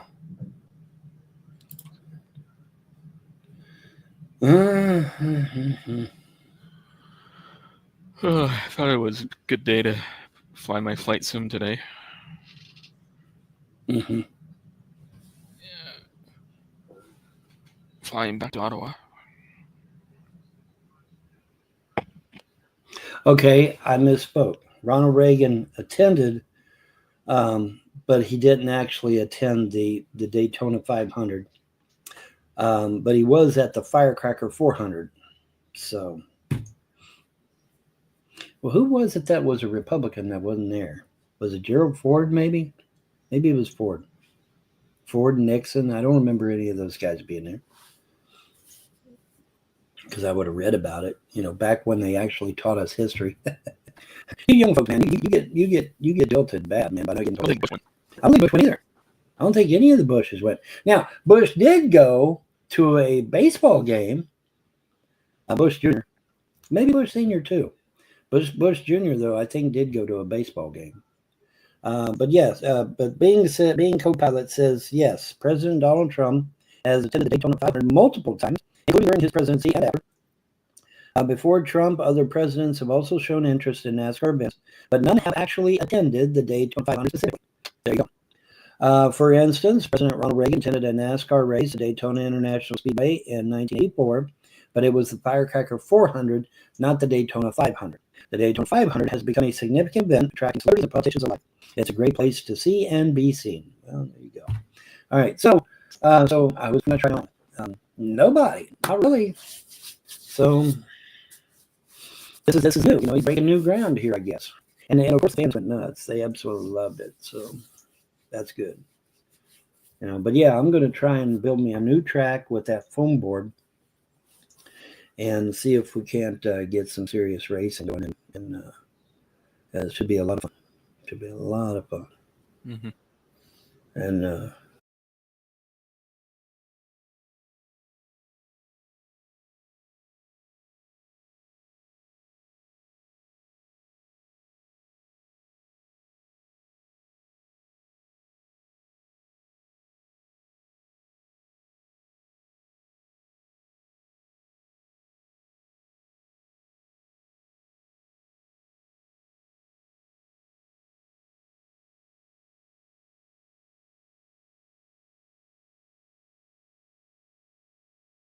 do you think that a lot of this foam board and stuff is in? It's got to be warped to hell.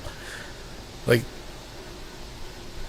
what the hell? What are we talking about? These planes, if they didn't fly before, they don't have a hope in hell.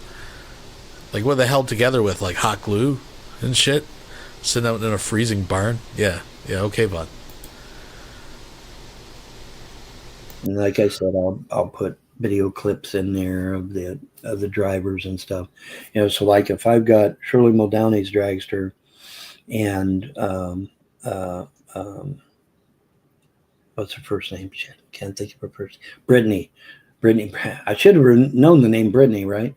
Brittany Force and now I forgot the other one. Shit.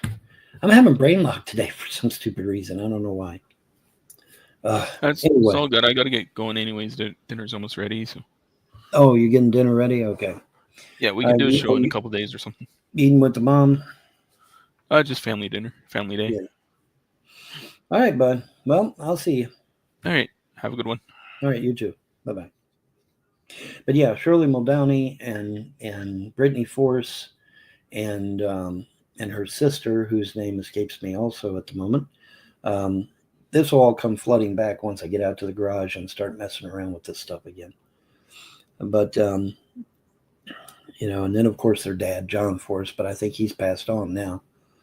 And get back to doing some racing, some diecast racing, and start my channel on Odyssey for diecast racing, which maybe it'll take off. You never know. It might take off.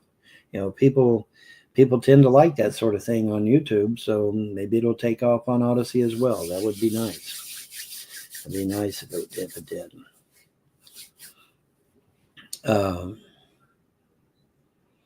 And then, of course, working on the foam aircraft.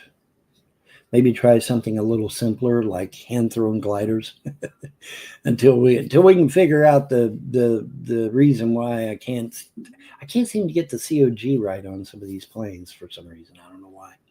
You'd think it'd be easy to do, right? No, it's not. So try and figure that out. Once we figure that out, though, then planes will be flying all over the place, And then, like I said, that B-17, I've got it. It flies good. So get back to flying, get back to racing cars, get back to spending time outdoors. That should be fun. Hopefully I can. Hopefully there won't be any other allergies in the way. And, now, like I said, I don't know, for those of you that don't follow my videos on Odyssey, I had an experience a few days ago where I saw 333 that afternoon on a digital clock. And it was I saw it twice at one time, because I saw it on my stove and I saw it on the microwave at the same time. 333. So it was like a double whammy, So I saw that afternoon of that day. And in the morning of the next morning I saw it again. And I thought, uh-oh. But I let it ride. But then that afternoon, I saw it again. That afternoon. So the evening and the morning and then the evening, all back to back. Then I saw it again that morning when I was making the video to talk about seeing it 3 times in a row. Well, I had to change it to 4 times in a row because I saw it that morning when I was making the video. And it's like, okay, something's up, right? But then, after I got the video all done, took a nap, got up that later that afternoon after my nap, I saw 222 as well, which is another angelic number. So now I got all these. They're definitely trying to tell me something. Something's getting ready to go down. What I do not know, but something's getting ready to go down. So we'll see what it is. Should be very interesting, eh? And but there's no way that you can dismiss this at this point. It's just impossible. Now, if I see 1111, man, that's going to cinch it right there. Boom, it's going to be done. Then, if I see 1111, man, that's going to be it. I ain't going to see 1111. Am I? Just making sure. But you never know. I might. You never know. I might. We'll see. But they're definitely trying to get my attention. So maybe it's something really, really big, like on a national scale or on a global scale. Speaking of which, Zelensky is now trying to back away, after saying that he wanted to meet with Trump and Putin and end this stupid charade, as the Brits would call it. We call it charade. The Brits call it charade. The same thing, but whatever. So now he's backing away. So I don't know what that entails. Could be a problem. I don't know. We'll see. I know that, when that leaked out that he might be backing away, Zoom, a whole bunch of U.S. representatives went over to Ukraine to find out what's going on. So we'll see. We'll see how that's going. and should be interesting. As for Putin himself, remember when he came out with that manila envelope that thick, literally that thick, full of documents proving that the land was his, proving that Zelensky was a fraud. So there you go, because any cursory study of history, you're going to find out that the land changes hands. It just does. But what was interesting though was that Catherine the Great took on the Ottoman Empire and won, which was pretty profound. That was pretty badass, actually. And Muslims, especially way back then, frowned on women being leaders anyway. So for the Ottoman Empire to get their ass kicked by a girl, massive insult. Massive insult. So I wish I could have been a fly on the wall for that conversation, because that would have been awesome. Because I imagine they were furious. Hey, man, tough shit, right? Tough shit, man. But yeah, so we'll see what's going on with that, and keep your heads on a swivel, because I'll be honest with you, it's untelling what's liable to come down the pike. It could be anything, good or bad, by the way. It's not just just because they're angelic numbers doesn't always mean it's good news. It could be bad news, but we'll see what's going on. But yeah, speaking of which, I want to get back into diecast racing. I want to start my diecast racing channel here on Odyssey. By the way, folks, if you haven't come to Odyssey yet, you need to come to Odyssey, become a member of Odyssey, and then become a subscriber on my channel, and become a member of my channel, and then you can sit there and fill my chat full of hate and call me a dirty capitalist pig and all that good stuff all you want. As long as you're paying me that $10 every month, you can do whatever you want. I don't care. But you got to pay that $10 every month. And that's the nice thing about it. You have to pay every month, because if you can't just pay one time and then no, you got to pay every month. So that's good, because see, as soon as you stop paying, you no longer can chat. That's by design. That's by design.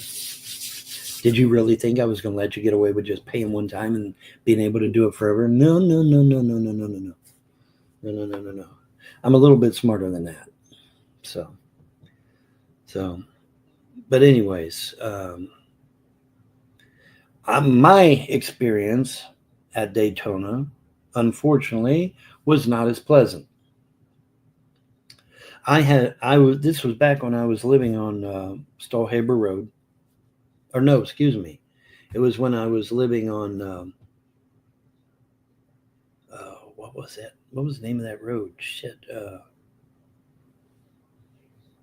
Smallwood Drive or something. I don't remember the name. Sherwood Avenue. I was living on Sherwood Avenue, and me and my neighbor decided to go to Daytona Beach for Bike Week. Bad idea. We went down there. First of all, traffic was murder. Second of all, it was very hot. Third, we decided, hey, we'll go to the beach. Another bad idea. We went to the beach, and I am not even kidding you. My legs was as black as this flashlight. Black as this flashlight with sand fleas, and so was he. And here comes the lifeguard. He's got a spray can, and he sits there and sprays our legs down. And I said, "You come prepared. You must have known this was going to happen." He said, "Yeah." It's like, damn. Covered, man. Saw that black as this flashlight with sand fleas. It's like, oh my God. It was insane. Never again, folks. I'm sorry. no, no, just no. That was crazy. Now, of course, when he sprayed that spray, it killed them instantly and they all fell off. But I mean, that's not the point. The point is, it's like, holy shit, where'd all the sand fleas come from, right? It was crazy. Never seen anything like that in my life. And of course, my neighbor friend, he was freaking out too. But it was insane. They were literally black with sand fleas. It was crazy. And here comes the lifeguard man. He had this big industrial strength can of spray. And he sprays our legs down and it kills the fleas and they all fall off. But it was just the idea of it. I had never seen anything like it. He had never seen anything like it. And it was just crazy. And so I never went back. I've never been back since, man. That turned me off right then, man. I'm done. Thank you. I'm done. No saying please for me, please. But wow, that was insane. It was crazy. And that, that's, never a dull moment around me at least, though, right? Yeah, everybody, oh, well, Von's so boring. Yeah, okay. No, not really. Not really. Not really. You just got to get to know me. You got to get to know me and experience what I've experienced. A lot of people, they look up and they see those stars in the sky, right? And it's like, well, it's a star. No, not a star. Because then that star becomes very bright and then warps out. Or it will become very bright and then it'll go from here way down to there in about a fraction of a second. Star my rear end. No, it is not a star, obviously. But they look like stars. They'll zip up there real high and, act like a star. They're not. In fact, that's how I found out that they were watching me. My wife was outside, ex-wife now, obviously, was outside filming the moon. And she's like, come outside and look at this bright star. And so I go outside and I'm like, that ain't no star. No way. So here's what I said. I said these exact words. I said, let me go get my camera. So I went to go get my camera. And I no sooner said those words out of my mouth than it went from here way to hell down to the end of Crane in a fraction of a second. I'm like, oh shit. Because it caught me by surprise because that was the first time I knew they were here and watching me. And they just from here down to there in a fraction of a second. And Andrew's like, wow, that was crazy. And so that was my first experience with my little buddy. That's my little buddy. And him and his buddies keep an eye on me for whatever reason. I asked the gods, I said, why are they watching me? I ain't nobody special. They said, on the contrary, to them, you are very special. You're very powerful. And that's why they watch you. And I'm like, well, I don't feel very powerful because I ain't able to do a whole lot because y'all got me chained up. But maybe they'll release me. That would be nice. That would be nice. But yeah, so that was my first experience with that guy. And then of course, you saw the video where Solar Marshal was like, oh, that little speck ain't nothing. And then they zoom in on it and that little speck is sit there doing an elliptic pattern, figure 8, the sign of infinity, which is significant, by the way. Look that up, sign of infinity. Look up its meaning and all that good jazz. Powerful stuff. And so that little speck on my video, when you zoom it in, is a UFO sitting there doing the infinity symbol. Imagine that. And that totally caught Solar Marshal by surprise. And that guy, that UFO guy, caught him by surprise too. So, everything's getting ready to come to a fruition. Bet on it. The gods are about ready to unleash whatever it is they're about to do. We know that they've stated that they want to restore the Great Republic. So that is something they intend to do. And we know the destroyer is coming, and the destroyer is going to wipe out the 300 elite families, which will literally free mankind on this earth from bondage from over thousands and thousands and thousands of years. That's pretty significant. And I suspect, now this is me talking, but I suspect it will actually be a tangible feeling. You will actually feel the evil get off of you. You know, I'm not saying you're possessed or anything. It's oppression, not possession. In other words, it's like having a big steamer trunk on the back with 1,000 pounds in it. All right. And then the gods and goddesses, they just take the steamer trunk and they just throw it off your back, and you're like, oh, hey, I feel lighter now. You know, but one of those things. And I believe it may actually be an actual tangible feeling that you feel when the whole world is liberated from these evil fucks. I really believe that. Now, we'll see, obviously, but I really believe that. And, of course, you look out your window, and there'll be thousands of butterflies, all different shapes, colors, and sizes. And they'll be like, holy shit, that crazy fool Von Helm was right again. And I imagine my phone will be ringing off the hook then, because everybody will be like, okay, you were right about the butterflies. Now what? You know? And then hopefully the gods will give me something to tell you, you know, that pertains to what we do after that. But really, I mean, do we need anything after that? I mean, you're free. You know, it's like they said in the Fallout 4 game, you know, in Nuka World. You know, the lady comes up and she says, well, you wiped out all these people that had us enslaved. Now what do we do? I said, and the wanderer says, well, you're free now. Do whatever you want. You know, and so, you know, what are we going to do once we're free? Well, whatever you want. As long as you don't harm yourself, harm others, violate someone's rights, or piss off the gods, you can do whatever you want.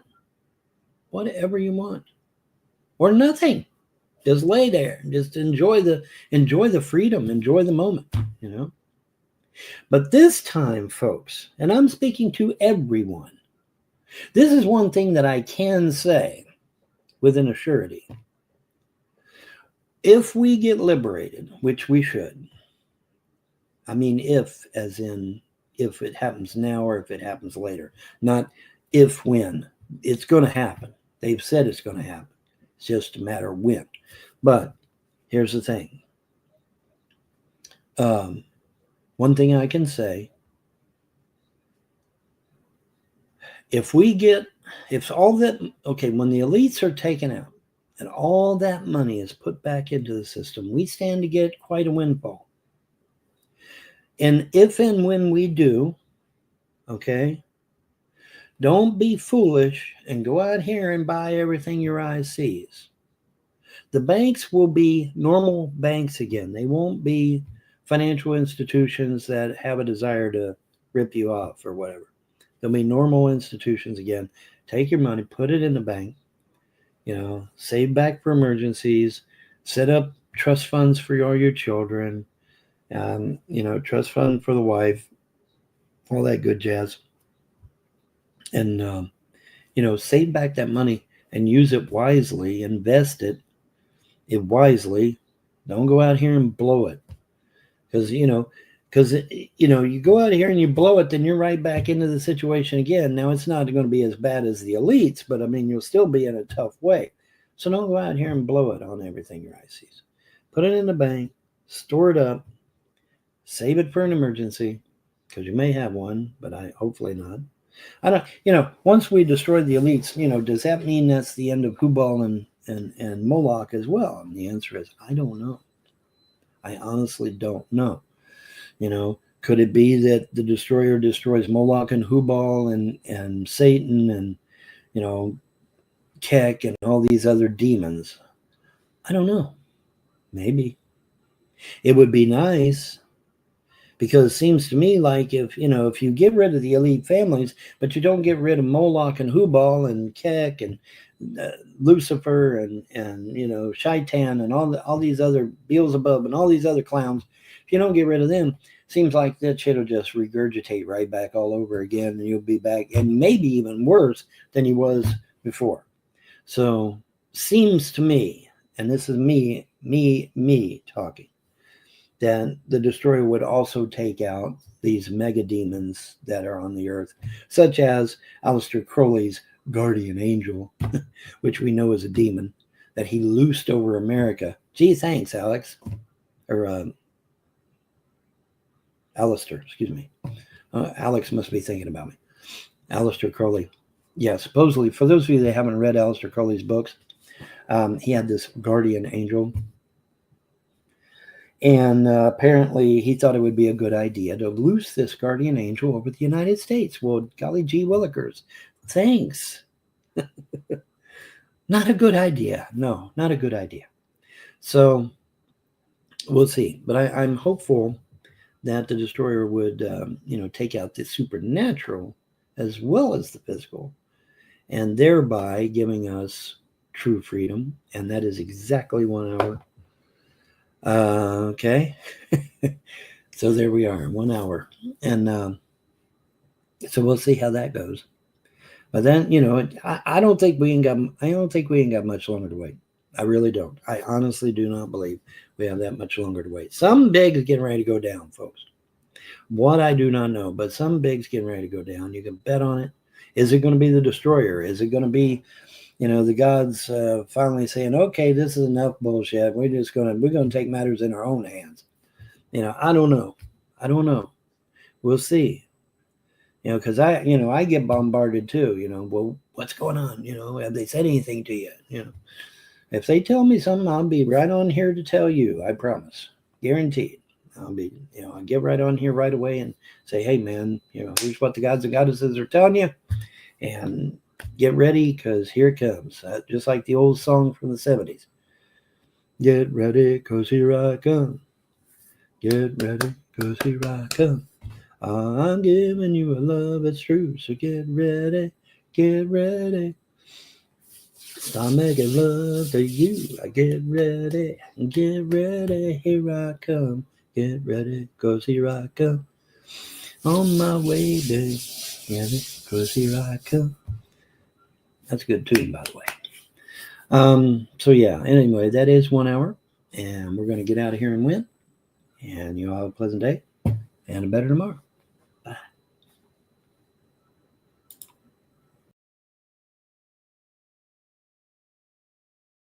Right back after these messages. Do you like eating chicken? Do you like eating butthole? Then bring your happy ass to Clancy's Fried Chicken Butthole Emporium Unlimited. 100% chicken butthole. That's right, folks. We got big chicken buttholes, little chicken buttholes, moist chicken buttholes, and coming soon to the chicken butthole family, Beef Jerky. We got buttholes so good you'll be licking that shit right off your damn fingers. Woo! Clancy's Fried Chicken Butthole Emporium Unlimited. Come get your butthole. Yeehaw!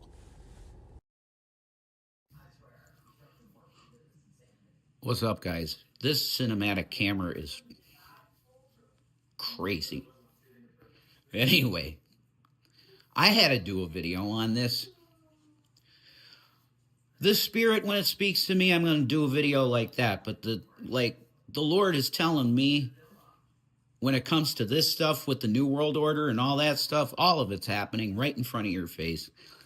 You have a president that is now endorsing the North American Union. I didn't really understand this until I saw a video by David Icke. And I was like, because David Icke did basically an Alex Jones, expose Alex Jones video, because Alex Jones now is supporting the idea of America, Canada, and Mexico being one, which is what he talked about for years as being part of the New World Order system. But now he supports that. Alex, like, what in the name of Jesus Christ is going on? Good job with the weight loss. You're looking amazing. Alex is really getting down on the, he's going to look like a beast. But I have to comment on this, a Foodie Beauty related thing, okay?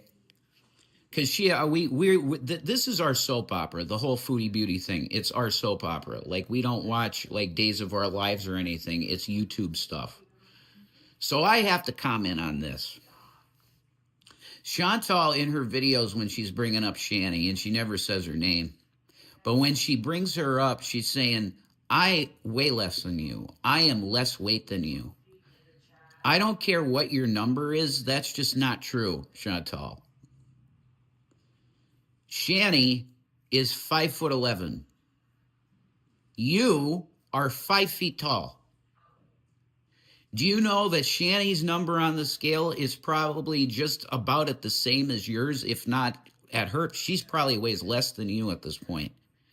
She's 5'11". You're 5 feet. You cannot claim that you weigh less than her. Okay? Because that's how the BMI scale works. It's based on your height, right? I weigh less than Shanny. No, you don't. Your BMI is probably 100 or something. It's in the 3 digits. Shanny's BMI is nowhere near yours. Stop with the bullshit. You do not weigh less than Shanny. And you never will. Why?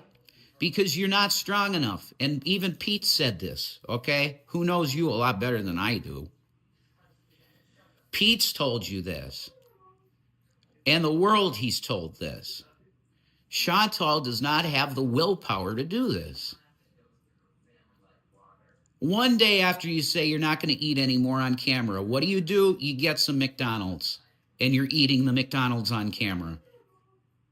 And everybody knows you're binging when you're off camera, too. And Salah, oh my God, dude, you are dying.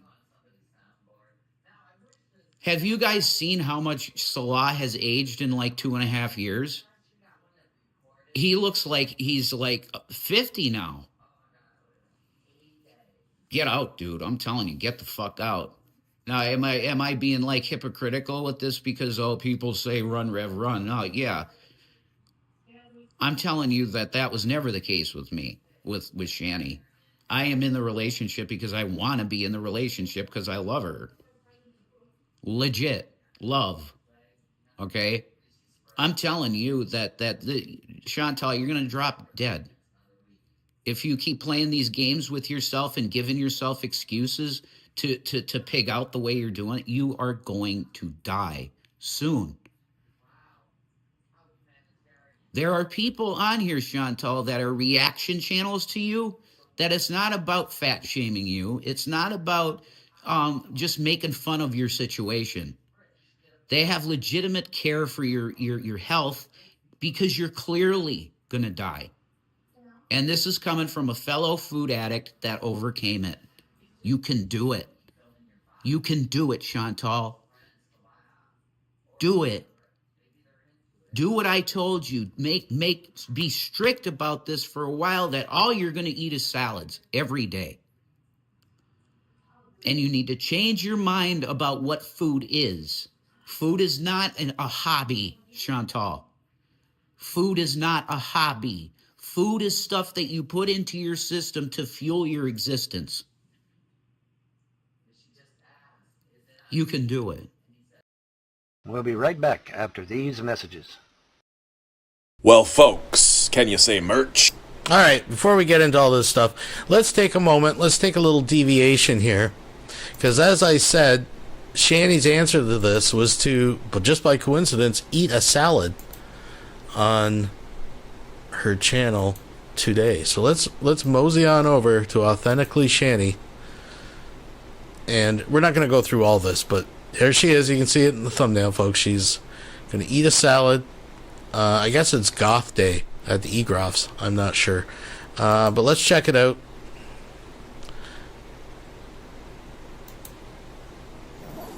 Oh, of course, we got ads. Folks, this is a good time to remind you, if you would like to contribute to help the Frosts out with the whole cremation and everything, link is at the top. It's cash.me/AprilFrost74, all one word. Folks,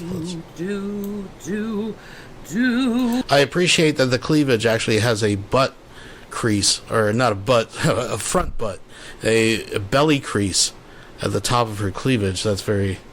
That's next level, folks. Thank you for joining. Thumbs it up. Wow.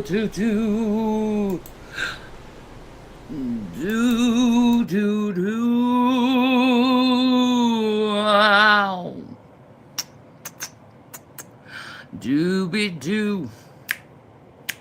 Dooby-doo. Dooby-dooby-dooby-dooby-dooby-doo. Do do do do do do do do do do do do do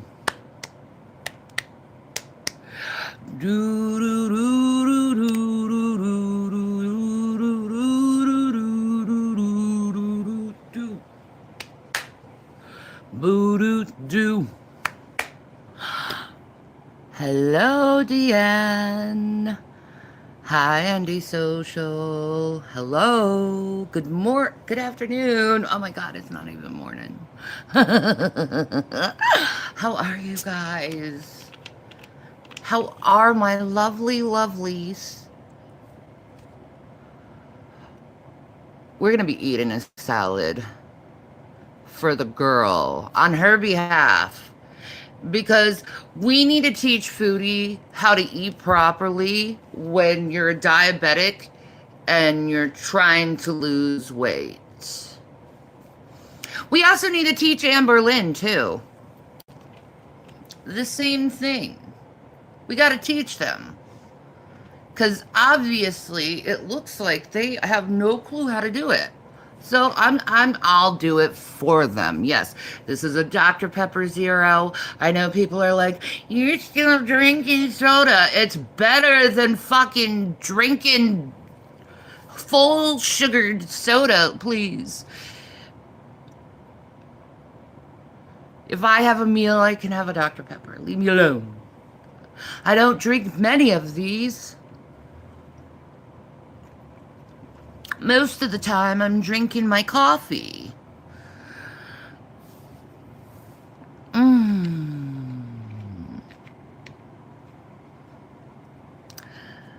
They do. They don't want to. That might be so, Butters. But I have this beautiful, delicious Asian style with chicken. It's got, I think, like, let me see, how much protein? It's got 12 grams of protein, which isn't bad. And 280 calories. And the carbs are 21, so it's perfect for a meal. And 2 grams of sat fat. So, this is delicious. I love these little salads. They just, like I said, they come with just the shit. Look. You got some almonds here. I'm not going to eat these because I have bad teeth, obviously.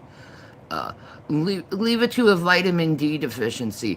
Oh, I want to show you something. Like, I switched pharmacies recently, by the way. Because I had to, because like Rite Aid is like, just don't even try Rite Aid, okay? But like usually they give me like bottles like this, right? This has my gabapentin in it, and they usually give me 2 bottles for gabapentin. Look, there's no shaking. These things are like packed in, like CVS. That's my new service. Obviously, but. Nothing, no shakes or anything. They packed this thing to the brim. Look at that shit. They packed it to the brim of the gabapentin. You know, usually a pill bottle sounds like this, you know? You know, what is that? Oh, that's my meloxicam. So, like, but this, Nothing, no room for these gabapentin to shake. But anyway, I just got my refill today.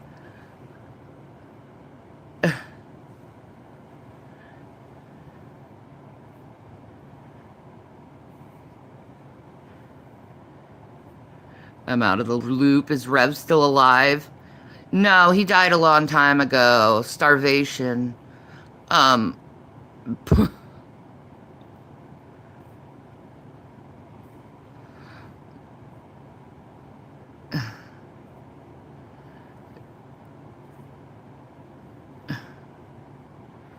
Oh, that's makeup. I'm sorry. I'll clean it real quick. My nails. I apologize.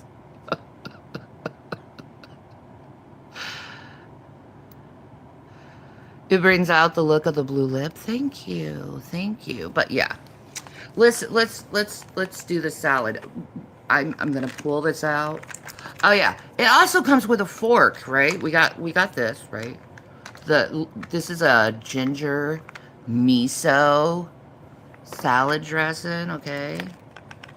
And then underneath is these little wonton strips and the fork.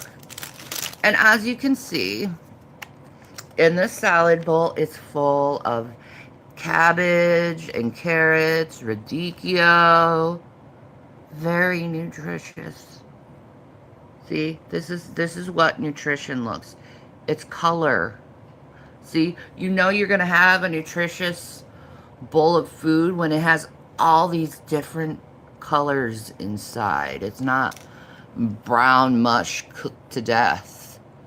Do you know eating burnt food is cancer pretty much? Thank you, Patty. Thank you. I'm really, like, seriously, I'm really trying really bad to lose weight. So that's got the, I would say soybeans, but that's not the name for it. Jesus Christ, Shannon. My mind is breaking. All right, I don't know about you, but this is, I think we get the idea. Give me one in the chat if you are aching for some. We got to wake this thing up, folks. We got to, what's going on here? We got to jump it up here. Give me a one in the chat if you want rage. Bacon. Whatever. You know what these would be. They're soybeans. Anyway. And then I got some chicken in here. I'm going to put the wontons in. My fingernails don't have crust in them.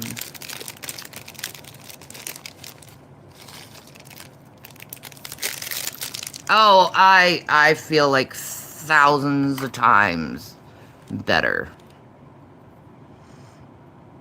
Just thousands of times better than how I've felt for a long time. I'll tell you what.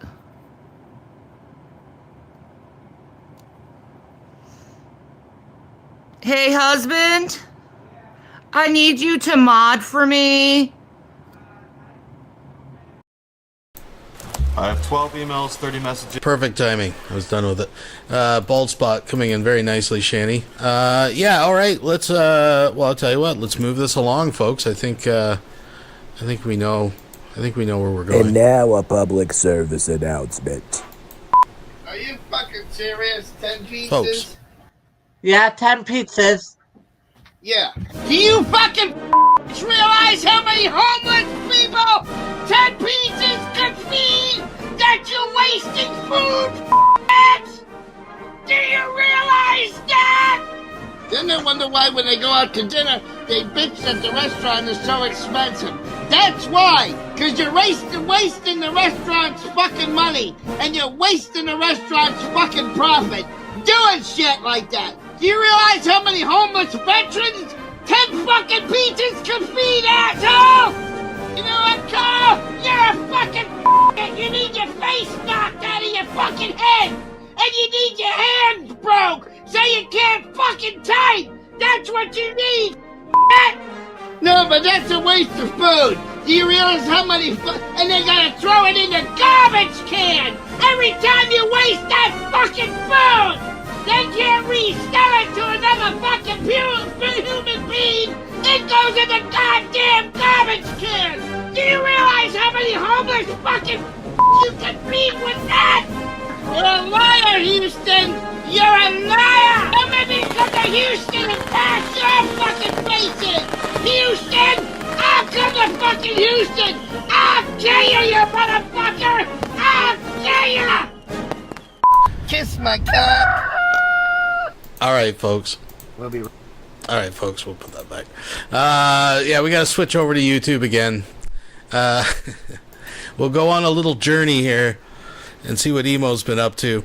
I haven't watched this at all, so viewer discretion. This is from like 10 days ago or something. But he's screaming about Rick Crude, so viewer discretion is advised. We won't go through the whole thing. We'll just check it out. Check in. It's a little check in. My attention. Uh-oh. Somebody is begging for my attention again. So we're going to give it to him. That's right.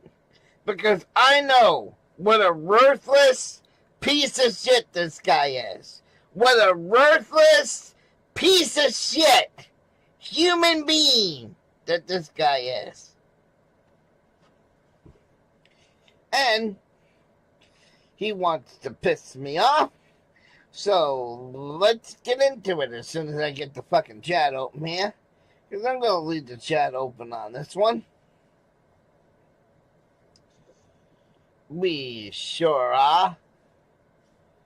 We're going to leave the chat open on this one because I think it needs to be open. Yeah, I think it needs to be open on this one. So let me get the chat ready here.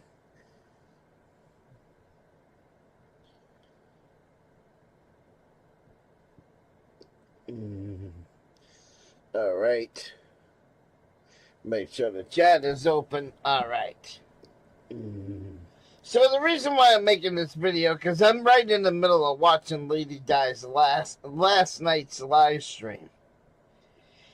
Well, Rick Crude has the audacity to call Lady Di a racist. And I thought I would chime in.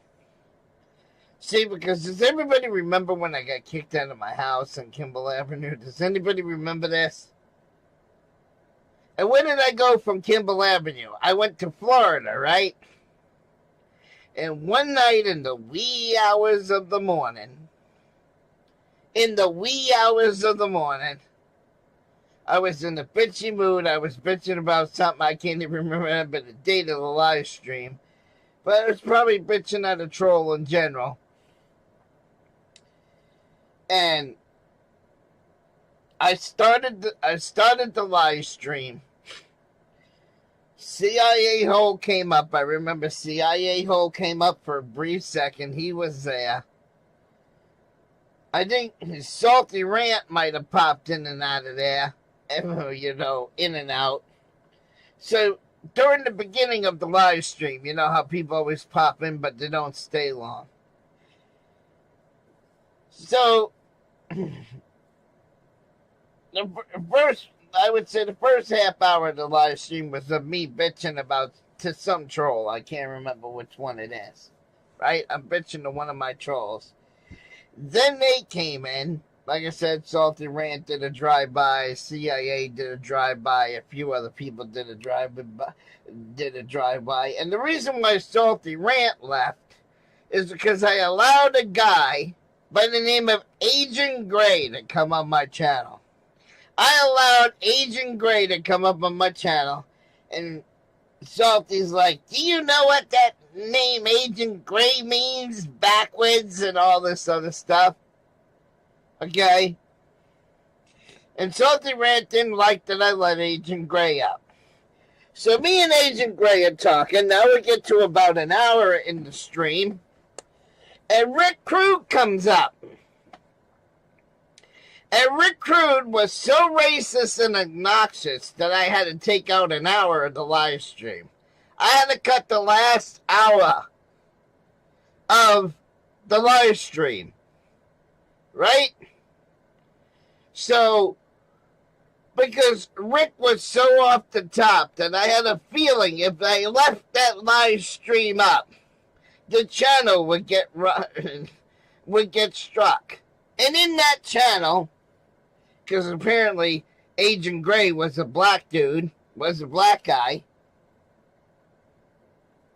Rick is basically telling Agent Gray, now I'm going to use a little different term so I can explain what I'm talking about, because I don't want to say it again on my channel and have this video hit again.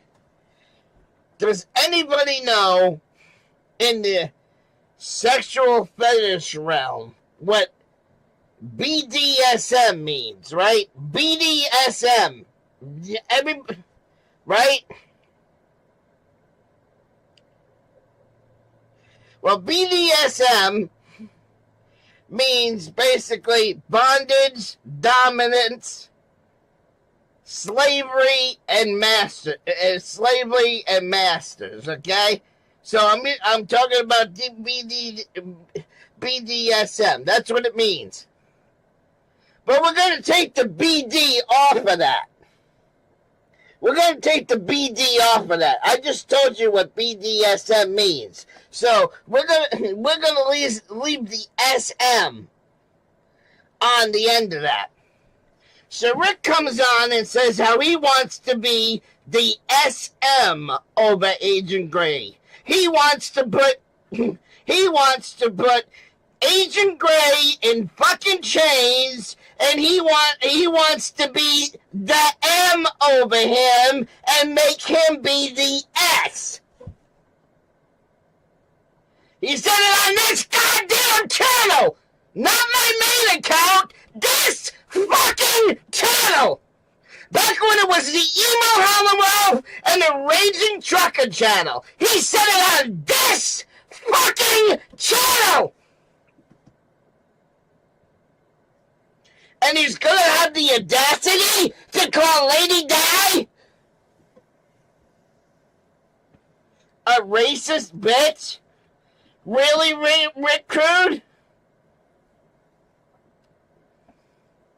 You're the one that came up here and told Agent Gray you wanted to put him in chains. You wanted to be his master, and you wanted him to be the S. Now everybody knows what starts with an S and rhymes with lave. That's what you wanted to do to Agent Gray, you worthless fucking piece of shit! And he was so goddamn racist, I had to trim an hour off of that goddamn live stream.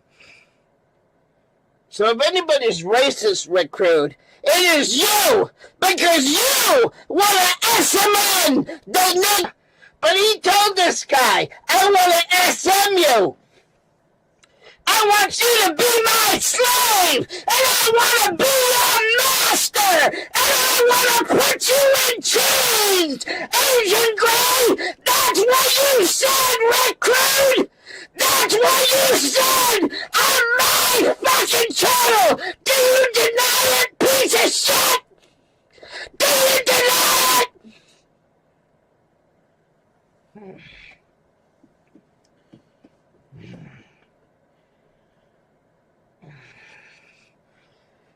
I fucking remember it, Rick Crude. So, before you even think of calling Lady Di a racist, you better examine your own backyard. You banjo piece of shit. Fucking piece of shit comes on my channel and tells somebody that he wants to S&M somebody. And then call Lady Di a fucking racist? Really? Really? Really, you piece of shit, Rick Crude? I dare you to come up on one of my panels again. I dare you to come up here and admit that you did this shit. I wish I could go back and find that original video. Because I had posted on Daily Motion, I posted on BitChute, I posted on fucking Rumble. What you said to Agent Gray was deplorable on this channel.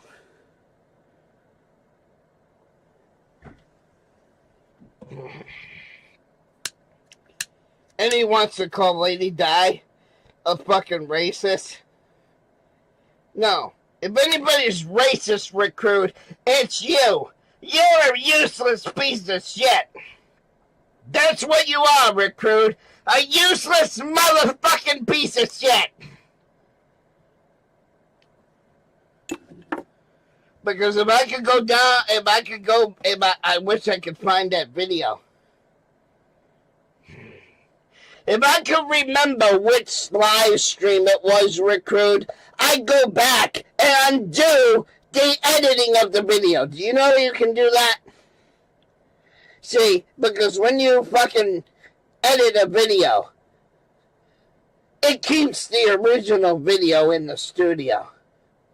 So if I can remember what channel, what fucking live stream that was, all I have to do is reverse the edits on that video, and that first hour of you saying the Sage and Gray would automatically show back up.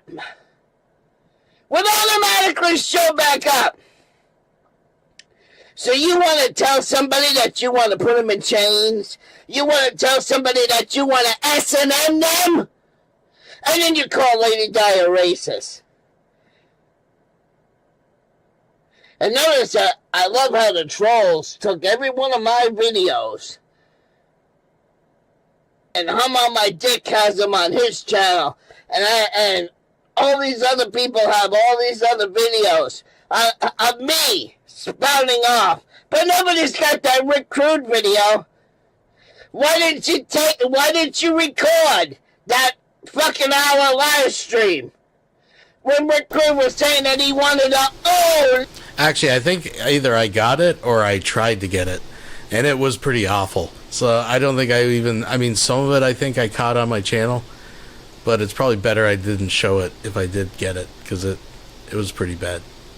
It was pretty bad. We'll check out a few more minutes of this, and we got some more Von Helton folks coming up. Agent Gray. Oh my God, I know I just hit play, but I actually paused it on 11:11, folks. I paused it perfectly when I just spoke there on 11:11. You can't make this shit up. It's on film. Back it up. Hey, that he wanted to be his S&M. Oh, because you're all on Rick Crude's side. That's right. Because Rick Crude is on the MAGA troll side. So that's why you didn't record that part of him acting out of control. That's why nobody reposted it. Because you know as well as I do that if you were to dare put that on the channel, you would get a fucking strike for it. And that's why I took it down.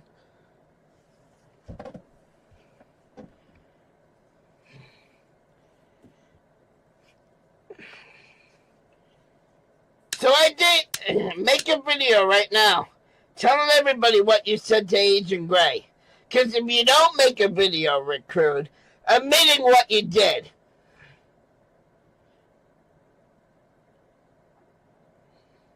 I want to say that was either in December of 2021 or that was January or February of 2022. It was one of the first goddamn live streams that I did in Florida. I know that. And it was on this channel because the other channel had a strike on it at the time. That's why I know it was on this fucking channel that he came up here and told Agent Gray that he wanted to SM the guy.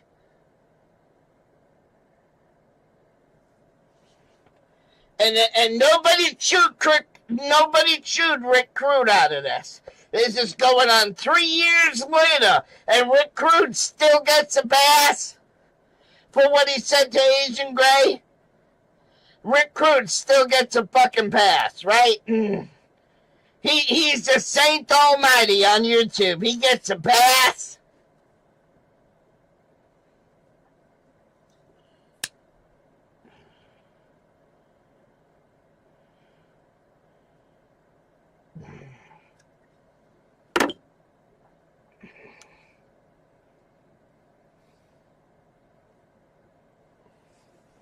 So I guess because Lady Di said something about separating people, that she's a racist. So you mean to tell me Jerry Falwell, who owns Liberty University in Lynchburg, Virginia, which is a Christian college, where the women are in one dorm and the men are in another dorm, and they are segregated between women and men. You mean to tell me that college is racist too, Rick?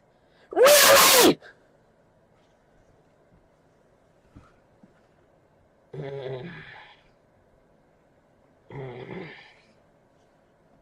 That's the sound. And not even that. That was the sound. I want to put that back a bit, because that is the sound of Emo dropping in his diaper after a good fucking hard rage. Right there.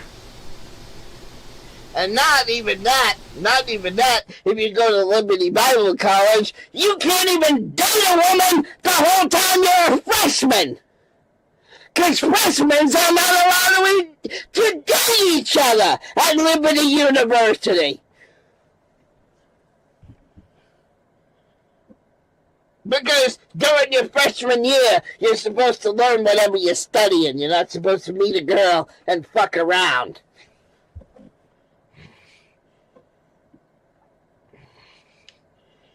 Then there's another one in Hamden, Indiana, called Hiles University. It's affiliated with the First Baptist Church of Hamden, Indiana. Again, the women and the men are separated into different dorms at that college. The freshman men have to sign an agreement that they will not date any women while attending the college during their freshman year. So you're going to tell me that that's racist too, when these Christian schools are doing it too? I know what Lady Di meant, but you're too stupid to realize what Lady Di meant! Now we got the full story, folks. We got the full story now. Oh, yeah, he just dropped another one. I'm not supposed to be getting this angry. I'm not supposed to. Yep, there goes the chest plane, Rick. There you go. You did it again. Give me a minute, people. Hopefully I'm not having a heart attack. But you guys wouldn't give a fuck if I had a heart attack now, would you? Oh yeah, I'm having problems with my heart again. Uh-huh.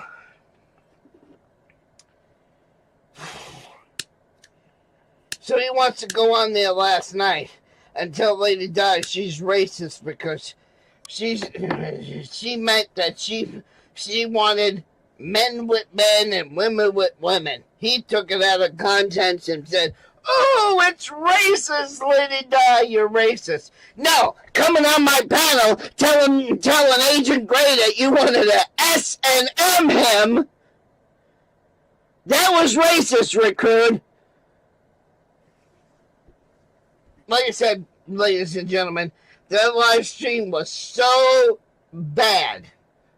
So bad. And this was the last time I let Rick Crude up on my panel. I swore after he did that to Agent Gray, I would never allow Rick Crude up on my panel again. And if I'm on anybody else's panel, and Rick Crude has the audacity to show up, I will leave. That panel was so bad, I removed it.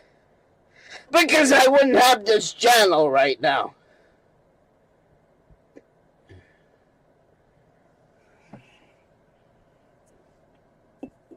So, again, speaking in a roundabout way for the algorithm, because everybody knows what the sexual term is, BDSM. Means bondage, dominance, slaves, and masters. So let's take the bondage and dominance off of it and keep the S&M part. He told Agent Gray on my channel that he wanted to put the guy in chains and be his master. And he wanted Agent Gray to bow down to Rick Crude and be his ass. Think about what I'm talking about here. Yeah. All right. I think we get that. I think we get what went down. This is interesting. There's a couple moments there, but let's get back to business, folks. Let's we got some Von Helton to cover. Thanks for joining, folks. Thumbs it up, all that good stuff. Let's move on. We'll be right back after these messages. We got a saying around these parts: your hair will look fabulous. If your sideburns are lopsided as fuck, and that dye job ain't doing your happy ass no good, then you need the expertise of Von Helton's Beauty Emporium. Alright. Man, what a crow's nest. Wow, wait. I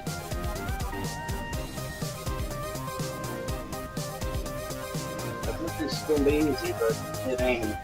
You are looking good, man.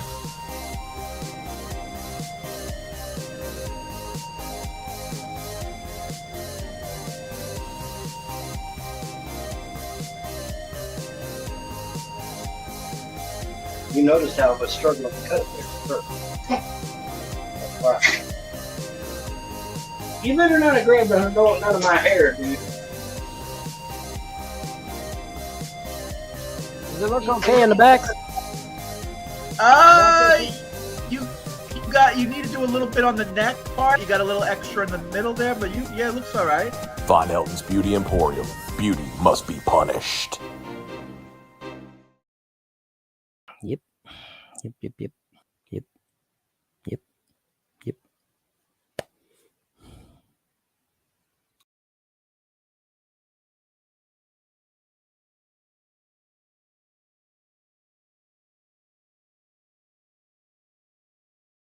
And every story that occurred. Fuck just happened. What? Truck drivers. Sphere of infraversion.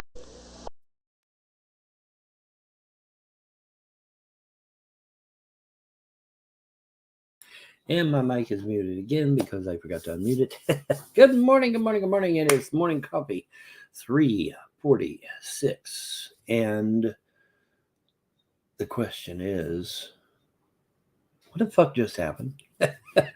What the fuck just happened? All right. What the fuck? Now, for me, being as sensitive, I actually did feel a tangible feeling. Now, if you didn't, that's perfectly fine. There's room for both, right? But as a sensitive, I actually felt a tangible difference. I knew there was something different had occurred. Couldn't put my finger on it. Still can't put my finger on it. But I knew there was a tangible thing had occurred. And it's like, okay, I'm bebopping along on the internet doing my thing, right? Everything's coming up roses. And let me grab my thing here. The thing. Let me grab my thing here, and we're going to put this over here like so, because I'm going to show you this. If you haven't already known about it, I'm going to show it to you because I'm good like that. So I'm going to show it to you. Read it with me, class. This is Speaker Johnson. This is a quote from him just a few days ago. We are going to restore, ultimately through this process, the federal government to the original intent of the founders. Speaker Johnson.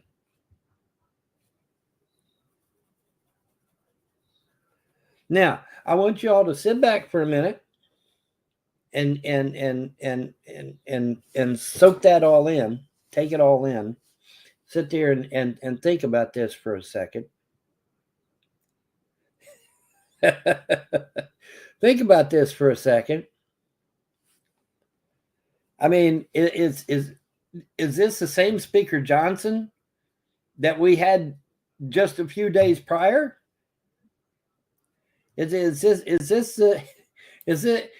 the same Speaker Johnson we just had a few days prior? You know, the Speaker Johnson that gave billions to Ukraine, billions to Israel. Fuck you, Americans. You can all go pound sand. What just happened? What the fuck? I mean, did my boys suck up a bunch of y'all and have a nice and sit you down in a chair and have a nice little chat? Is that what happened? That's what happened to my big dog outside. My big dog outside, Bubby, I call him. He's humongous, all solid muscle dog, you know, but he's kind of like a mix of, well, pretty much everything. He's a mutt like me, you know. But anyway, you know, he used to be really aggressive. He would pin the other dogs down and growl at them and, you know, overtly show dominance too much. You know, I can see being the leader of the pack and all that good shit, but I mean, he went way too far with it. And one day he got into it with a deer and lost. And the deer just sliced his belly wide open and his guts are all hanging out. And he comes crawling his ass up to the porch. And I'm like, oh shit, I can't fix this. And I don't think a veterinarian could have either. I mean, he was cut open. I mean, it was like somebody, you know, cut him open with a knife or something. It was crazy. And I'm like, hey guys, if you got 5 minutes, would you take care of Big Dog here? Well, later that afternoon, I couldn't find him nowhere. It's like, where the hell is he? Couldn't find him. And then that next morning, I'm thinking, well, he's dead, man. I mean, his guts are hanging out. He's fucking dead, you know. But the next morning, there he was. And it's like, okay. So I you know, he come up and like he always does, he comes up and jumps up on me. And so I pulled him back and I'm looking at his belly and not a scratch. Not a scratch. Not even a scar where they sewed him back together. It's like, holy shit. Okay. So, you know, and like I told you in that previous video where they got these beds, you know, and it was talked about in the Emerald tablets, you know, they go and you lay down in the bed, heals your ass up, you're good to go, back at it again, you know. And I guess they threw him in one of them beds and healed his ass up. I don't know, but it was great. It was, you know, I mean, he's out there to this day. He's out there right now. Can't even tell a scar or nothing. And I mean, his guts was hanging out, literally. I mean, he got into it with a deer. The deer literally gashed him wide open, you know. By the way, word to the wise, folks. You think deers are harmless? No, they ain't. So be careful, because they're not harmless. You know, and believe me, Big Dog ain't the only thing that's been gored by a deer. There've been humans attacked by deers too. Okay, so just be on your best behavior. Anyway, the thing of it is that yeah. So, you know, but the moral of the story, because this is the funny part, the moral of the story is that when they took him up there and sewed him back up and brought him back down, the next day he's in a much more nicer mood. He's a lot more calm. He's excuse me, he's no longer this real aggressive dude like he was before. And so apparently his little trip upstairs, you know, gave him a dose of reality. And he come back a very humble animal, you know. He wasn't, and after he come back, he was never as aggressive towards them other dogs ever again. So apparently, you know, he got an eye opener. All right. And so I have to sit there and I have to think, well, you know, maybe a couple of our prestigious people in Washington, D.C. had him a nice little trip upstairs and they sat him down in a chair and said, now look, this is the deal. This ain't let's make a deal. This is the deal. You know, because I mean, you know, that and that's probably needed. because a lot of people, they have this understanding falsely that certain factions and certain groups are in charge. Well, there's a new sheriff in town. The gods and goddesses of freedom religion are reclaiming the United States. We're going to put it back to the way the founders intended. We're going to restore justice and integrity and honor. And it's like, hey man, has there been like an episode of Invasion of the Body Snatchers or some shit? Because just days ago, literally days ago, Speaker John, oh yeah, man, screw them Americans. We'll give our money to Israel and Ukraine and Poland and God forbid Iran. Holy fuck, we gave billions of dollars to Iran. What the fuck were we thinking? When them people get up every morning and they put a fist in the air and they scream death to America and we're giving them our money? Are you fucking high? But anyway, but there may be an agenda to that too, that, that we can get into later. But it just, but it was a tangible thing for me. I did notice there was a different feeling. And, but, I still didn't quite understand. But I mean, holy shit, it's like, yeah, but and said, so I'm on there. I'm like, okay, well, here's the deal. Okay. All right, this U.S. aid, we should get an $8,000 check back. Now, Musk said 5. That's not correct. It's actually 8. We should get an $8,000 check for that. And then what was the more recent one? There was U.S. aid, and then there was something else that come out to be another 8,000. And then we have the last stimulus check. Now, honestly, I don't remember if it was a $10,000 check or a $20,000. I want to err on the side of the 20,000, obviously, but but it was 10 or 20,000. It was supposed to be a sizable check. The last stimulus check was supposed to be a very sizable check given back to the American people. And we never got the damn thing. I was sitting here waiting for it. Well, it never fucking came. Everybody was sitting waiting for it. And it never happened. So, let's make that happen. So you get, we got an $8,000 check, we got another $8,000 check, and then we got our last stimulus check, which is 10 to 20,000. So 8 threes is 24. So if they give us a check for 24 grand, I'm cool with it. Or even just a flat 20. I'm okay with that. That sounds good. And get everything back to so-called normal around here. And because there's a lot of people. I know right now there's a lot of people out there that's watching that, want to be able to pay their mortgage or want to pay the electric bill and that sort of thing. But see, here's the thing.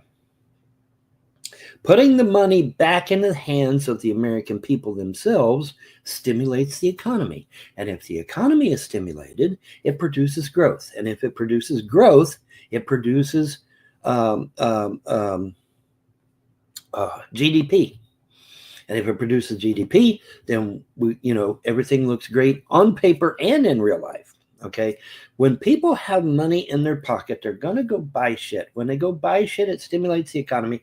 That encourages businesses to, hire people and to put out better products and that sort of thing. And so it's a win-win when the people give back their money. And, apparently now they're giving credit to somebody else. That story of my life. I never get credit for shit, but that's okay. I don't mind as long as it gets done. I don't give a fuck who they give the credit to. But they're giving the credit to somebody I ain't even heard of.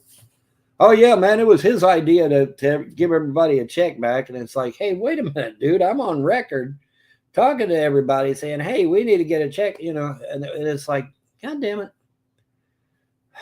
But what else is new, right? I mean, I always get the shaft, right? But it's like, it's like it was an episode of Invasion of the Body Snatchers or something, because, here's all these people. Yeah, man, Bolshevik agenda and Israel first. And we're gonna diss on the American people, and we're going to give all the money away to all these foreign fuckers. And then all of a sudden, boom. It's like, no, we're giving the money to the American people. We're going to give it all back to them, or at least a good portion. Now I can see, holding back a good portion of it to tear down the debt, take down the debt, knock the debt down. because we do need to do that. There's no doubt. I don't, and now here's the thing. Here's the thing. Once we get into the Pentagon and we find out all these trillions of dollars that the Pentagon has been wasting year after year after year, like I said, $300 hammers, $500 toilet seats. Where do you think that rumor come from? You think that's just an exaggeration? No, no. And like I said in a previous video, or did I say it in a previous video or did I say it on True Social? Anyway, whatever. I said previously, each time one of our fighter jets fires a missile, that's $1 million or more. Did you know that? One missile, firing one missile is $1 million or more. That's insane. Why didn't the prices come down? See, normally when you mass produce a thing, especially over the period of years, we're talking about what, 50 years? And the damn prices ain't come down? Why? Why the fuck haven't the prices come down? Well, that's a good question, and that's a good thing for Doge to look into. Right? Yeah. And in fact, Doge is going to be looking at the Pentagon, who have failed every single audit they've been given. They failed every one. So now it's time for Doge to give them an audit and find out why they keep failing audits. And they've never been held accountable. Like I said, we've got Rumsfeld on video saying they can't find $2.3 trillion. Not billion, not million, $1 trillion. Okay, so when we get up into the trillions of dollars, we start getting into thousands of dollars back to moi and you and every other American. Okay, once it gets up to the $1 trillion level, we get a decent check back. So it's untelling how much of a check we could get back after they find all the waste, fraud, and abuse in the Pentagon. I told people on True Social, I said, don't be surprised if we got $1 million check back and still had the money to pay down the debt. No, I'm not kidding. Trillions of dollars wasted every fucking year. Not kidding. Okay, so they can pay down the debt and give us $1 million check at the same time. And it's, oh, Vaughn, that's unreasonable. That's ridiculous. That's crazy. No, it's not crazy. I may be a little crazy sometimes, but that's okay. It's a good thing. What did Alan Alda say? He said, I act crazy to keep them going crazy. And he's right. He's absolutely right. So, it's very feasible, very possible that each American get a $1 million check and pay down the debt once we get into the Pentagon and HEW and all these other alphabet soups that are literally spending billions and trillions of dollars. Billion with a B, trillion with a T. Literally. When we start getting into the big money from all these alphabet soups and whatnot, we could see really nice checks, man. And they're not necessarily a stimulus check. It's just money that's owed back to us because it's our money. Hello, it's our money. But I got to correct Elon. It's not 5. It's actually 8,000. It would be an $8,000 check. The USAID would be 8,000, and then the other one, whatever the other one was, I'd have to go back and look. That's another 8, and then of course our last stimulus check. And like I said, I don't remember if the last stimulus check was 10,000 or 20,000. Obviously, I'm going to err on the 20,000 because I'd rather it be 20,000, but I could be wrong. I'm not perfect. I'm still human. I haven't been made a deity yet. Hey guys, you gonna make me a deity? But no, as far as I know, I'm still mortal, just like you. So, but yeah, we could see a sizable check. We could see an actual sizable check. Like I said, if they just want to round it up to 20 grand and drop the extra 4, I'm okay with that. I'm good with that. 20 grand in your pocket, folks. You know, and like the quartering said yesterday, yeah, there's going to be people that's going to get online and make videos and tweets and whatnot, you know, blowing their money on ganja and stupid shit like that. Let them do it. Let people enjoy whatever it is they want to enjoy. You know, I would prefer you not blow your money on stupid shit. That you should use your money to pay down your debts and, you know, maybe salt it away for the kids or something, you know. That would be my recommendation. But I mean, you know, you want to go out and blow it on ganja, you want to blow it on alcohol, you want to be stupid and waste all that money. Hey man, that's on you. You know, just don't come crying to us later when you ain't got no money and you still got to pay your damn bills. You know, that's the thing. You know, you can take that money, put it in an interest-bearing IRA account where you're drawing not just 5 or 6%, where you're drawing like 10% interest. Let that motherfucker sit for a year and then start living off the damn interest off of the IRA. Oh, hadn't thought about that, had you? Because that would be, you know, what, $200-300 a month coming in every month off the interest off of that IRA. You know, think, man, use your brain. You think wisely here. You know, try to come up with, you know, get into penny stocks. Okay, penny stocks, man, you can make some big money real fast off penny stocks. You know, but use your money wisely. You know, invest that money, save the money back. You know, put it for your kids. Put it towards, you know, getting your house paid off or whatever. You know, use it wisely. But, you know, like I was telling them on Truth, you know, once we start getting into these alphabet soups that are spending billions and trillions of dollars every year, it would be nothing to see every American get $1 million check. Holy shit. You know, I mean, the American people would absolutely go crazy, right? There would be literal dancing in the streets, you know, and that's just the truth. That's just the absolute truth, you know. But they gave the credit to some other fool, and it's like, hey, wait a minute, I'm on record here. I got my posts on Truth Social where I'm sitting there, you know, telling them, hey, man, you know, it's our money, you know, and they credit it to somebody else that came up with the idea. What the fuck, man? Why do I always get the goddamn shaft, you know? I don't understand.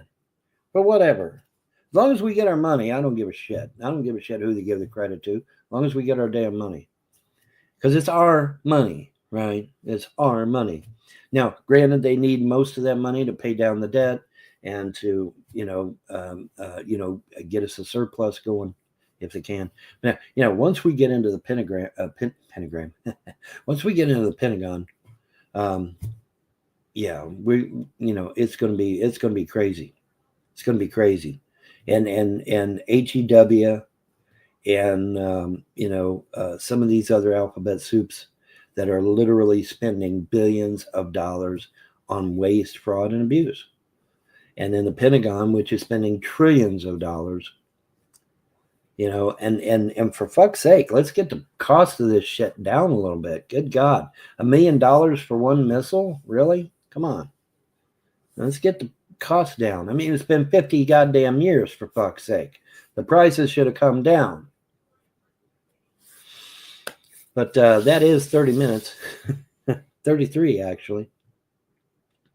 And I don't know if I should keep going or not.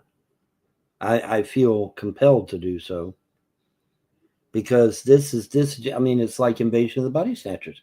Where the hell did all these Israel First and Bolshevik agenda folks go? Where the fuck did they? I mean, it's like they just poof, they're gone. They got swapped out or some shit. You know, it's like, what the hell? You know? Because they all that way. Trump and Elon got on there. You know, Hannity had an interview with Trump and Elon the other night, and you know, apparently it was very well received, and you know, Elon was actually cracking jokes, and that's a good thing, and it's like, you know, what the hell just happened? What the hell just happened? I think it's just you know, it's like, okay, you know, you know, maybe they did have a little trip upstairs, you know. And they set them down and said, hey, this is the deal, motherfuckers. It's not let's make a deal. This is the deal. They kind of have that influence on people, But yeah, I mean, crazy. But, the gods told me, they said, look, we are going to restore the Great Republic, meaning the United States of America. We're going to restore it. We're going to put it back. And it's like, well, how the hell are they going to do that? I don't know. But they're going to, I guess they're just going to use what we got. They're going to use the Trump administration and make that shit happen. But now, honestly, I did not believe the Trump administration was going to be doing a damn thing about restoring the Great Republic. I'll just be flat out honest. I did not believe that. No, I did not. I do now. But it seems to me like something happened. It's like my previous video. Here's where we tie it all together, okay? Because that video, 333, 333, 333. Then I go and I do the video, and I see 333 again. Then after I'm done with the video, that afternoon I see 222, and then that next morning I saw 444. Not even kidding. I saw 444. It's like, okay, somebody's trying to get my attention. These angelic numbers keep coming up over and over and over again. And it's like, okay, this is not, you can't blow this off now. There's no way to blow it off. You can't say, okay, well, it's just a coincidence, Vaughn. It's just happenstance, Vaughn. It's just a conspiracy theory, Vaughn. No, not no more. Not no more. Now when it just keeps happening. No, you can't. You just can't. So that's where we're at, man. Time for a major dose of reality. And could be that, some of our prestigious leaders got sat down in a chair upstairs and said, okay, this is the deal.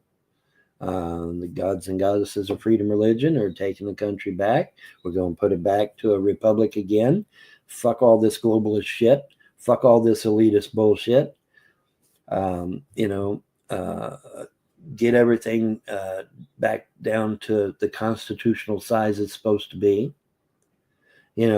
Elon gets up and apologizes to the government workers and saying that, hey, we're going to have to completely eliminate about 90% of these government institutions, which you are. You got your boy Millie Eye over there. And, let's take a look at him. And we got him over there. And, he's having a blast, man. He is having a blast hacking and slashing that government. He's cut that government by about 90%, kicked all the globalist bankers out, just like Iceland did, just like some others did. And, now I actually have to make a correction because I said they were on their fourth surplus. And somebody on Truth Social corrected me and they said, no, it's like the 10th or 11th surplus. I'm like, oh, shit. $888 billion surplus, folks. Let that sink in a minute. That's a lot of fucking money. And Millie's been doing it now year after year after year because he cut out the waste, he cut out the crap, slashed the government by 90%, got rid of all these things. That famous video where he's at the wall and he's pulling these things over. A fuente. What were those things he was pulling off the wall? Those were government institutions that really weren't necessary. And he's getting rid of it. And that's what so Elon Musk, got up and did a video the other day saying, hey, we're going to have to completely eliminate a lot of these government institutions, which you are. If you're going to get the government back down to about the size of a walnut, you're going to have to get rid of a lot of these alphabet soups that's out there. I mean, OSHA, okay? Let's take a look at OSHA. I mean, isn't the Coast Guard already doing what OSHA is supposed to do? Yeah. I mean, that's kind of like the point of the Coast Guard, is to be out there guarding the coast. Isn't that the point of the Coast Guard, is to guard the coast? So I mean, the Coast Guard, it can handle that. We don't need OSHA. We've got a Coast Guard that can handle the oceans around, around our coastline. And well, and they do more than that. They do this, they do that. Well, again, the Coast Guard can handle it. Okay. If there's something that needs to be done, I feel confident the Coast Guard is capable of dealing with it. Once we get all the woke people out that like crashing the ships into small islands. Did y'all hear about that? A DEI hire for the Coast Guard careens one of our ships right into a small island. Not even kidding. It's like, what the fuck? I mean, I was in the Coast Guard for 6.5 months. It's like, holy shit. Of course, granted, that was back in the 80s, obviously. But still, that was crazy, man. It's like, what the hell y'all doing? So we got to get all these DEI guys out and gals out, because I think it was female. Get all these DEI guys and gals out of the Coast Guard, and get some competent people in there that know what the fuck they're doing, and let's get America back to being normal again. I mean, shit, people. We need to do that. We need to get America back to being normal again.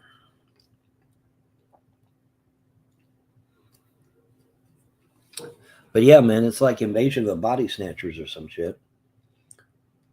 I'm like, where the hell did all these Israel first and Bolshevik agenda, and it's like, where the hell did they all go? Well, maybe they went upstairs and had a nice little powwow with my ET friends, and they set them straight on some things. Perhaps, you never know. But or the gods and goddesses themselves might have got a hold of them and said, "Hey, look,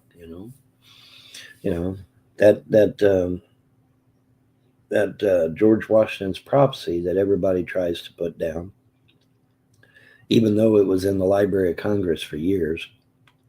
Oh, it's fake as hell. George Washington's prophecy is fake as hell. Okay, well, why was it in the Library of Congress if it's fake? Durr. You don't put something that's fake in the Library of Congress, folks. Okay, no, you don't. All right, you just don't do that. So obviously, it was real.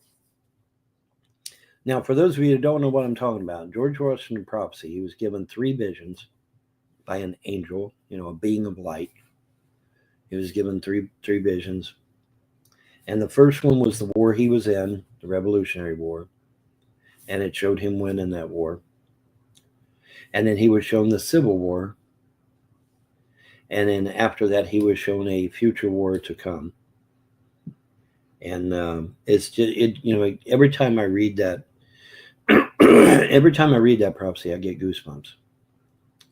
And it's just, so it could be the gods themselves, gods and goddesses of freedom religion themselves saying, hey, look, this is the deal. We're going to restore the Great Republic. We're going to put us back on the path, the original path the founders intended. Fuck the globalists. Fuck the bullshit. Turn DC, excuse me, turn DC into a museum. Give the money back to the people. Give the power back to the people. Like Trump said in his first inaugural speech. Now, like I said, my understanding was that, Trump was totally down with the Bolshevik agenda, and, it's very possible I could have been wrong, but I don't think so. However, I think there might have been a paradigm shift there somewhere. Or maybe CERN turned on their damn machine again, and it put everything back right again. I don't, wow, CERN actually did something right for a change. Maybe through no fault of their own, I'm sure. but you never know. But yeah, man, crazy. It's like I said, it's like Invasion of the Body Snatchers or some shit. You know, it's like, where the hell did all the globalists go? Where the hell did all the elitists go? They've all suddenly become patriotic Americans and they're going to give our money back. Well, praise the gods and goddesses of freedom religion for that shit. You know, and that is who you should be praising, by the way. Because sure as hell wasn't a Christian guy going to get your money back. That's for damn sure. The Christian, Muslim, and Jewish gods is how we got in this mess. Monotheism got us in this mess. And the gods and goddesses of freedom religion are going to get us out. And they're doing that. And it's apparent that they're doing that. I mean, it's pretty obvious now. You know, you got Speaker Johnson, who just days before gave huge checks to everybody but America. And now what happened? Now he's doing a complete 180. What the hell happened? Something happened. Something happened. I mean, you saw the same as I did. Bam, Israel, billions of dollars. Bam, Ukraine, billions of dollars. Bam, Poland, billions of dollars. And now all of a sudden, no, wait, hold it. We're going to give all the money back to America. Trump just said just yesterday, Trump got in front of the camera and said, hey, all that money we gave to Ukraine, we're going to investigate. We're going to find out where the fuck it went. If it went to the wrong place, we're giving it all back to the American people. So that'll be another $8,000 check that we'll get. Not even kidding. Google it. Trump just said that yesterday. I'm hearing people cheering in there. I don't know if they're cheering for Trump or what. Probably. Probably. But what is it now? You know, you said, you know, like the quartering said, you know, what is this going to do for Trump? This is going to, I mean, Trump's going to be a fucking hero. He's going to be a literal fucking hero. You know, because the money's going back to where it belongs, to us. And then we spend it. And when we spend it, we stimulate the economy. The businesses are like, hey, people are buying our shit again. You know, let's lower the prices so that more people can buy our shit again. And then it snowballs from there. But instead of being a negative snowball, it ends up being a positive snowball. And the economy goes crazy and starts, you know, just going awesome. And, you know, and then, you know, working on fixing Detroit, getting Detroit back up and running again, because that's what one of the things Trump was talking about. We get Detroit up and running again, folks, with American steel making these cars. Folks, let me tell you something, okay? American steel is the best steel in the world. And I'm not saying that because I'm American. I'm not saying that to, you know, to puff myself up or anything. No. American steel was the best steel. American cars made with American steel hardly ever rusted. There was a guy that had an old Henry J. They said, Ron, what the fuck is a Henry J? A Henry J is a very old car from like the 1940s or some shit. This motherfucker had this son of a bitch in the garage. 1940s now, okay? And he pulls the fucking thing off of this, and it's in mint fucking condition. And it's, you know, it's all original too. And I'm like, how in the hell did you preserve that? And it's being in Ohio, where we've got salt on the roads and, you know, all that humidity and moisture and all this, you know, coming off the Great Lakes. And he's like, it's made with American steel. It's not made with Japanese steel or any other steel. It's made with American steel. That's why it's not rusting. I'm like, oh shit, really? Yeah. Yeah, fuck yeah. That car was not rusting. Folks, we had American cars in California. They'd drive the goddamn cars down on the fucking beach with all that salt water. Not one drop of rust. Nowhere. Because why? Because they were made with American steel. American steel is some of the best steel in the world. It's the best steel in the world. Now, I don't claim to be a metallurgist, okay? I don't know the particulars on that, but I know American cars used to never rust. Because they used to literally drive them up and down the beach in California all the fucking time. They called them woodies. Now you say, well, Vaughn, them fake wood panels on the side there, there'll be rust behind there. They pull the fucker off, not a drop of rust, nowhere. Why? Because it's made with American steel. That's why. Not Japanese steel, not Chinese steel, not anybody else's steel. Made with American steel. They never rusted. Now, what's the difference? I'm not a metallurgist. Go ask a metallurgist. But I know that for a fact because they used to drive them cars up and down the beach all the time. They used to put fucking surfboards on top of the damn cars. Google what a woody is. You know, well, maybe you don't want to Google what a woody is. You might get something you don't want to see. But anyways, put a station wagon with surfboards on it. Let's do that. Station wagon with surfboards on it. Okay, put that in a Google search or a Bing search. I use Bing personally. I don't use Google or Lycos or Yahoo or whatever your favorite search engine is. DuckDuckGo, somebody like that. And but put station wagon with surfboards and see what comes up. They used to drive them down on the beach, man, with all that salt water. Not a drop of rust. Why? Because they were made with American steel. That's why. American steel. We get back to making things with American steel again. Holy shit, man. Stuff never fell apart, man. It's tough. Stuff lasted. It was tough, man. It give a whole new meaning to build Ford tough. Because it will be then. We need to get back to that shit. We need to get back to it. Let's get back to really making America great again in every sense of the word. And because we have, we can be a powerhouse if we set our damn mind to it. It's just that everybody's gotten away from, it's just gotten away from reality, I guess. But this can be done. It can be done. Because I've heard it, and I've heard the excuse, oh, well, it took 50 years, 70 years, 80 years, 90 years. We're not going to be able to put it all back. Well, guess what? We're coming up on our bicentennial. 250 years as a country. Now you say, well, Vaughn, why is that so significant? It's significant because if you do some research on democracies only last 200 years and then they fall apart.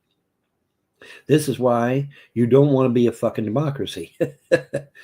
But we're not a democracy, we're a republic. And so now we're at 250 and still going. And that's why we need to get back to being a republic again, is so that we can keep going into the future.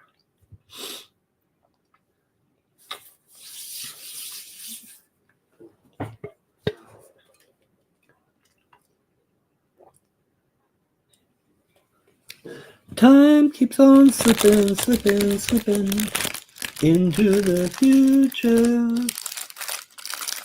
Steve Miller Band.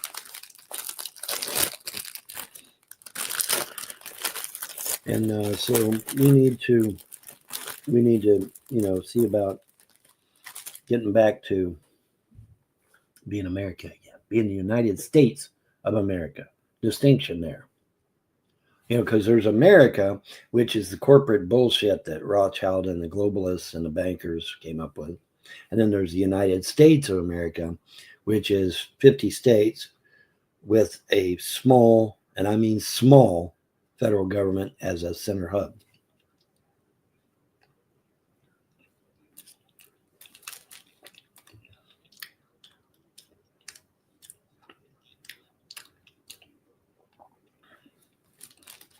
But we can do this. We can make this happen.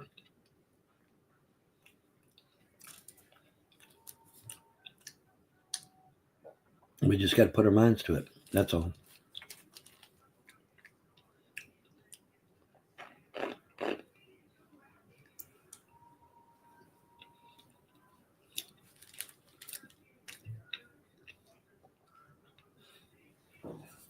It must be the gut-filled show I'm hearing, I think.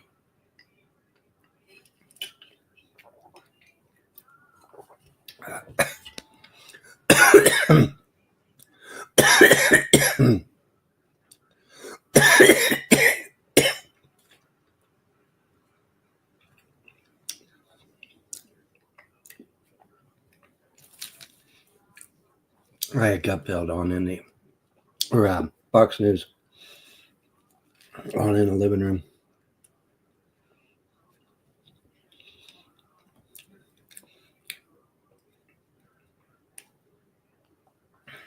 But yeah, man, Trump just said yesterday,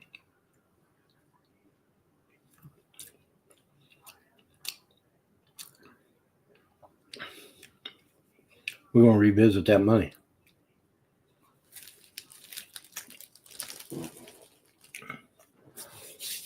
That we gave to Ukraine. It's like, well, alrighty then. Sounds like a plan to me, right? Oh yeah. Hell yeah, man. Let's do it. Let's get this party started, right? You know. Now, are they going to repeal the Act of 1871 and the Act of 1913? Good question. And the answer is, I don't know. I think what they may try to do is an end run around it. Which, hey, that's fine by me. You know, whatever works, right? Whatever works, man. You know, if we can do an end run around it, fine. Fine. I don't care. I'll tell you, though, honestly, I wish we could get a supermajority and do an actual constitutional amendment prohibiting these globalist bankers from ever pulling this shit on us again. Because this is not the, you know, the Act of 1871 and the Act of 1913 is not the only time they pulled this shit. They tried several times to do this. And the founders always rose up somebody to stop them. You know, Andrew Jackson, I killed the banks. You know, like, Jackson, what do you say before you die? I killed the banks. And then he kills over dead. Like, well, you know, he got his message out.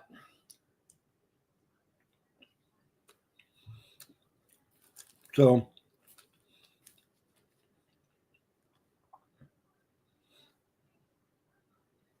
let's get serious about this shit. Because the gods and goddesses are serious. And I believe my ET friends are wanting America to be great. I won't doubt that for a second. Because they kind of like us for some reason. I don't know why. I guess because of our potential. Because we have a lot of potential.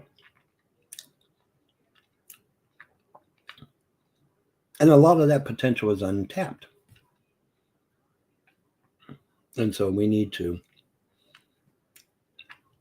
get our nose to the grindstone, like I said on True Social, and get serious about this shit.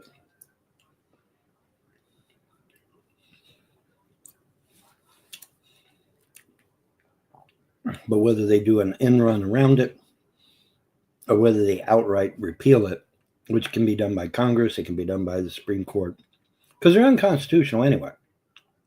The Act of 1871 and the Act of 1913 are unconstitutional on their face. So it's just a simple matter, okay, these things are unconstitutional. Bye, see ya, out of here. You know, like I said, Musk just said the other day to a bunch of people, said, look, we got to get rid of whole departments, whole government agencies. We got to do like Millia is doing over there in Argentina, man. Can you imagine, though, 10 or 12 surplus of $888 billion? Holy shit. Who wouldn't want that? You know, it's like somebody, I forget who it was, but there was somebody on the news yesterday, on Fox News yesterday, saying, and it wasn't, you know, it wasn't somebody you instantly recognized. It was some other person. And they're like, and they were, I guess they were an analyst or some kind of lower tier government official or something. And they're like, you know, I can't understand why you wouldn't want to, you know, recover this money and get it back and, you know, put everything back, you know. Well, I have an answer for that. And it's, some people are just flat out fucking evil, and that's just the way it is. You know?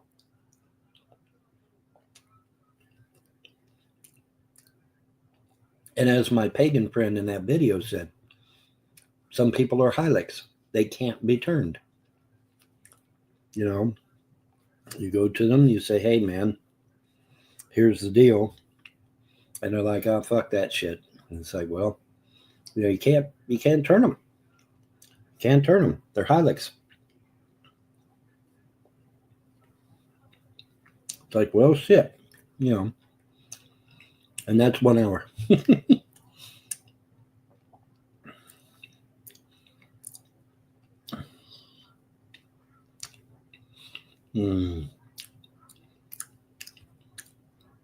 These are really good. I'm on my big box. That's now almost empty.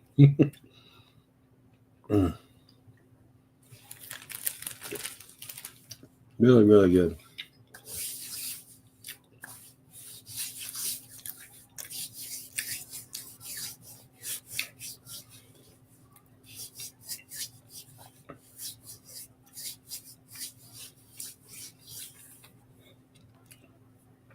The protein in peanut butter isn't a replacement for meat protein, but it does get you motivated and get you moving and shit.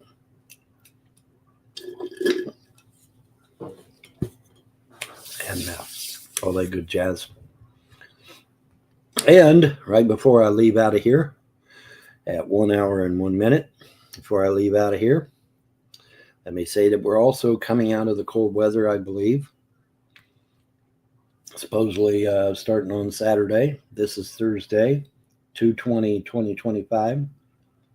2/20/2025. Waiting for something to that. But anyway, this is Thursday, and supposedly by Saturday, we're going to be right back up into the 50s and 60s again. So praise the gods for that. We'll be out of this last gasp of winter, and you know, back to decent temperatures and getting everything back the way it needs to be. So praise the gods and goddesses for that. You know, and shout out to the quartering. I don't know if he watches, but you know, if you do, hey man, you know, good video. You know, talking about you know, Trump and Musk and whatnot, and so I believe they've been turned. I believe they've been turned. I want to believe that. I definitely want to believe that. But it's looking like that's what's happened, and that's great. That's an awesome thing. So let's get about the business of restoring the great republic. And long live the republic, by the way.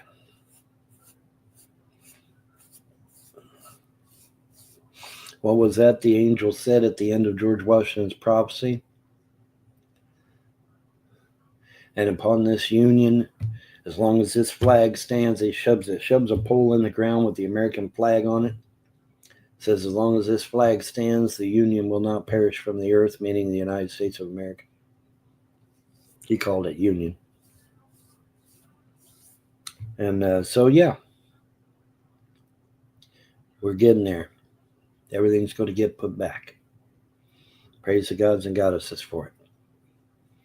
And then, like I said, remember, you'll know these elitist bastards have been dealt with. But you look out your window here, and you'll see thousands and thousands of butterflies, all shapes, colors, and sizes. And that is when you will know that America and the world has truly been set free. And with that, I'm out of here. Y'all have a pleasant day and a better tomorrow. Bye. Folks, and I think with that I think that's a great place just to leave it right there, folks. I want to thank you all for joining once again for another Thursday, another frolic through this weirdo wonderland we call the internet. We will definitely keep you posted with all things lulzy as they develop. We'll keep an eye on the Shanny Foodie Beauty dispute. Maybe something will happen there. I don't know. I'm sure something will happen. But as mentioned before, if you would like to help with the services for Larry for the cremation, they're trying to raise $1,100, folks. If anyone can help at all, the link is at the top of the chat as well as the description, and that is cash.me/AprilFrost74 to give it directly. If you're unable to use Cash App like myself, you can apparently contact the funeral service place, the funeral home. It's Barberville Affordable Funeral. Phone number 606-546-0074. You can also look them up on the internet. They have a link. I'm not sure if you can donate through that link or contact them. But that is there, folks. So again, if 100 people give $10, that puts a pretty nice dent in it. Even if you got $5, I'm sure it would help. So if you feel compelled to help, the link is there. Any stream I'm going to do till the 27th, I'm going to try to include the links and remind people. But other than that, folks, please thumbs it up, and thanks for coming out. And